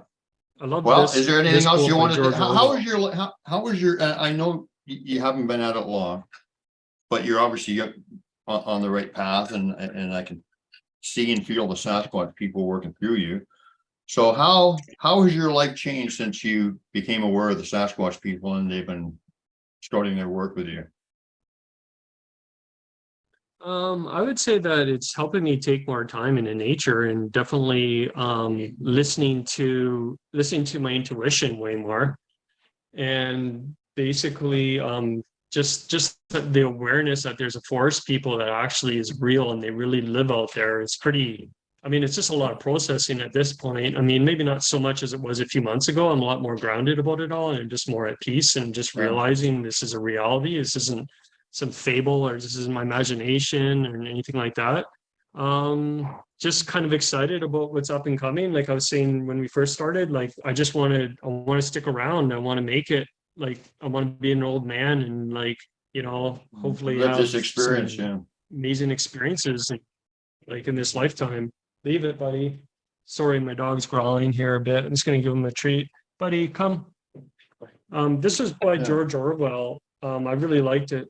Perhaps one did not want to be loved so much as to be understood. Wow. I mean, like, you're kind of, yeah, what do you think of that? I think it's pretty heavy, man. I like that. That's amazing. That's amazing. The further a society drifts from the truth, the more it will hate those who speak it. Oh, you guys think? Maybe so. Isn't that playing out right now? I think it is. You're telling me. Yeah. The hardest chains to break are the ones that we cannot see but yet carry. Yeah. Yeah. Who said that one? But Oh, you made that one up? yep. I think you got a book in you, man, of poetry. I wish. I mean, I gotta get my I better get to it because we'll see. I mean, it's definitely in the cards. Thank you. I mean, some of the stuff Honesty is some of the stuff that you read sounded just as good as that famous guy you were talking about. The book you read, it sounded just on the same sounded on the same vein and on the same deep level with me, man. You got a gift there. You should be good. Well, I really appreciate that. That's a huge compliment, man. Thank you, Brian. Thank you very much. Ever tired, ever failed, no matter, fail again, fail better. Samuel Beckett. Love that one. Just keep failing better until we get to where we're going, right? How else are we going to learn? Fail forward, yeah. Fail. Yeah. Right on. Yeah, absolutely. Well, what do you think? Should we wrap it up? Or Yeah, I'm running out of gas. I'm gonna have to, go soon. Yeah. Okay, well, Sean, thank you so much for coming. We're gonna have you back on again. And yeah, you should join our, I mean, if you are on Facebook anyway, it doesn't mean you have to like use Facebook much, but you should join our group. Join the Pork and Bean Show, and I would. There's good stuff in there. There's some good stuff gets posted. Yeah, and that way, if you're on Messenger and that kind of stuff, then I can send you all kinds of like videos and pictures and whatever that you haven't seen, and we can discuss stuff and whatever. It's up to you. But I also understand I also understand the adversity to Facebook too. It's kind of crappy kind of thing, but it's a good venue for what we do, right? Or not a good venue. It's a good tool for what we do. It's what you make it. Or what you allow yourself to make it. I don't usually have much of a problem with Facebook at all, but and there's a lot of good to it too, and the other, doesn't Yeah. affect me. No. All right, everybody. So on behalf of Port Cunningham and the world's handsomest man, Frank Oliver Beans, our frequent co-host. Oh, he didn't do that at the beginning. Sean did that for you. He did the same. He must have seen you doing that because he did it. And of course, thank you, Sean. Hold on. Courneene. Courneene, like core like an apple. Courneene, you got it. Courneene. Courneene. Sean Courneene. Yeah. I said it right the first time. Thanks for having me. Anyway, yeah. I thanks a lot. enjoyed Many it, people Sean. do. Yeah. Well, I'm stay in glad touch, I It's man. nice Yeah. talking to you and meeting you. And And- Michael yeah. as well. Thanks, everybody. And you let us know how you're doing and what's unfolding. Keep us updated and don't be Oh, shy. I'd be happy to do that. Hey, thanks a lot, Brian. Thanks, Michael. Yeah, if And something Arla, fun thanks, happens, everybody. then let us know. We don't have Yeah. to wring 3 I will. hours out of you next time. Sounds good. All right, everybody. I enjoyed Thanks, it. but everybody. yeah, I appreciate that. Thanks Bye. everybody for watching. And if Thank you you. join our group, then you can answer the questions in chat because I'm probably a few for you. So Oh, neat. unless you good. want to be rude and not join, I'm just joking. Bye, everybody. Okay, guys, have a good Bye. night. Thank you.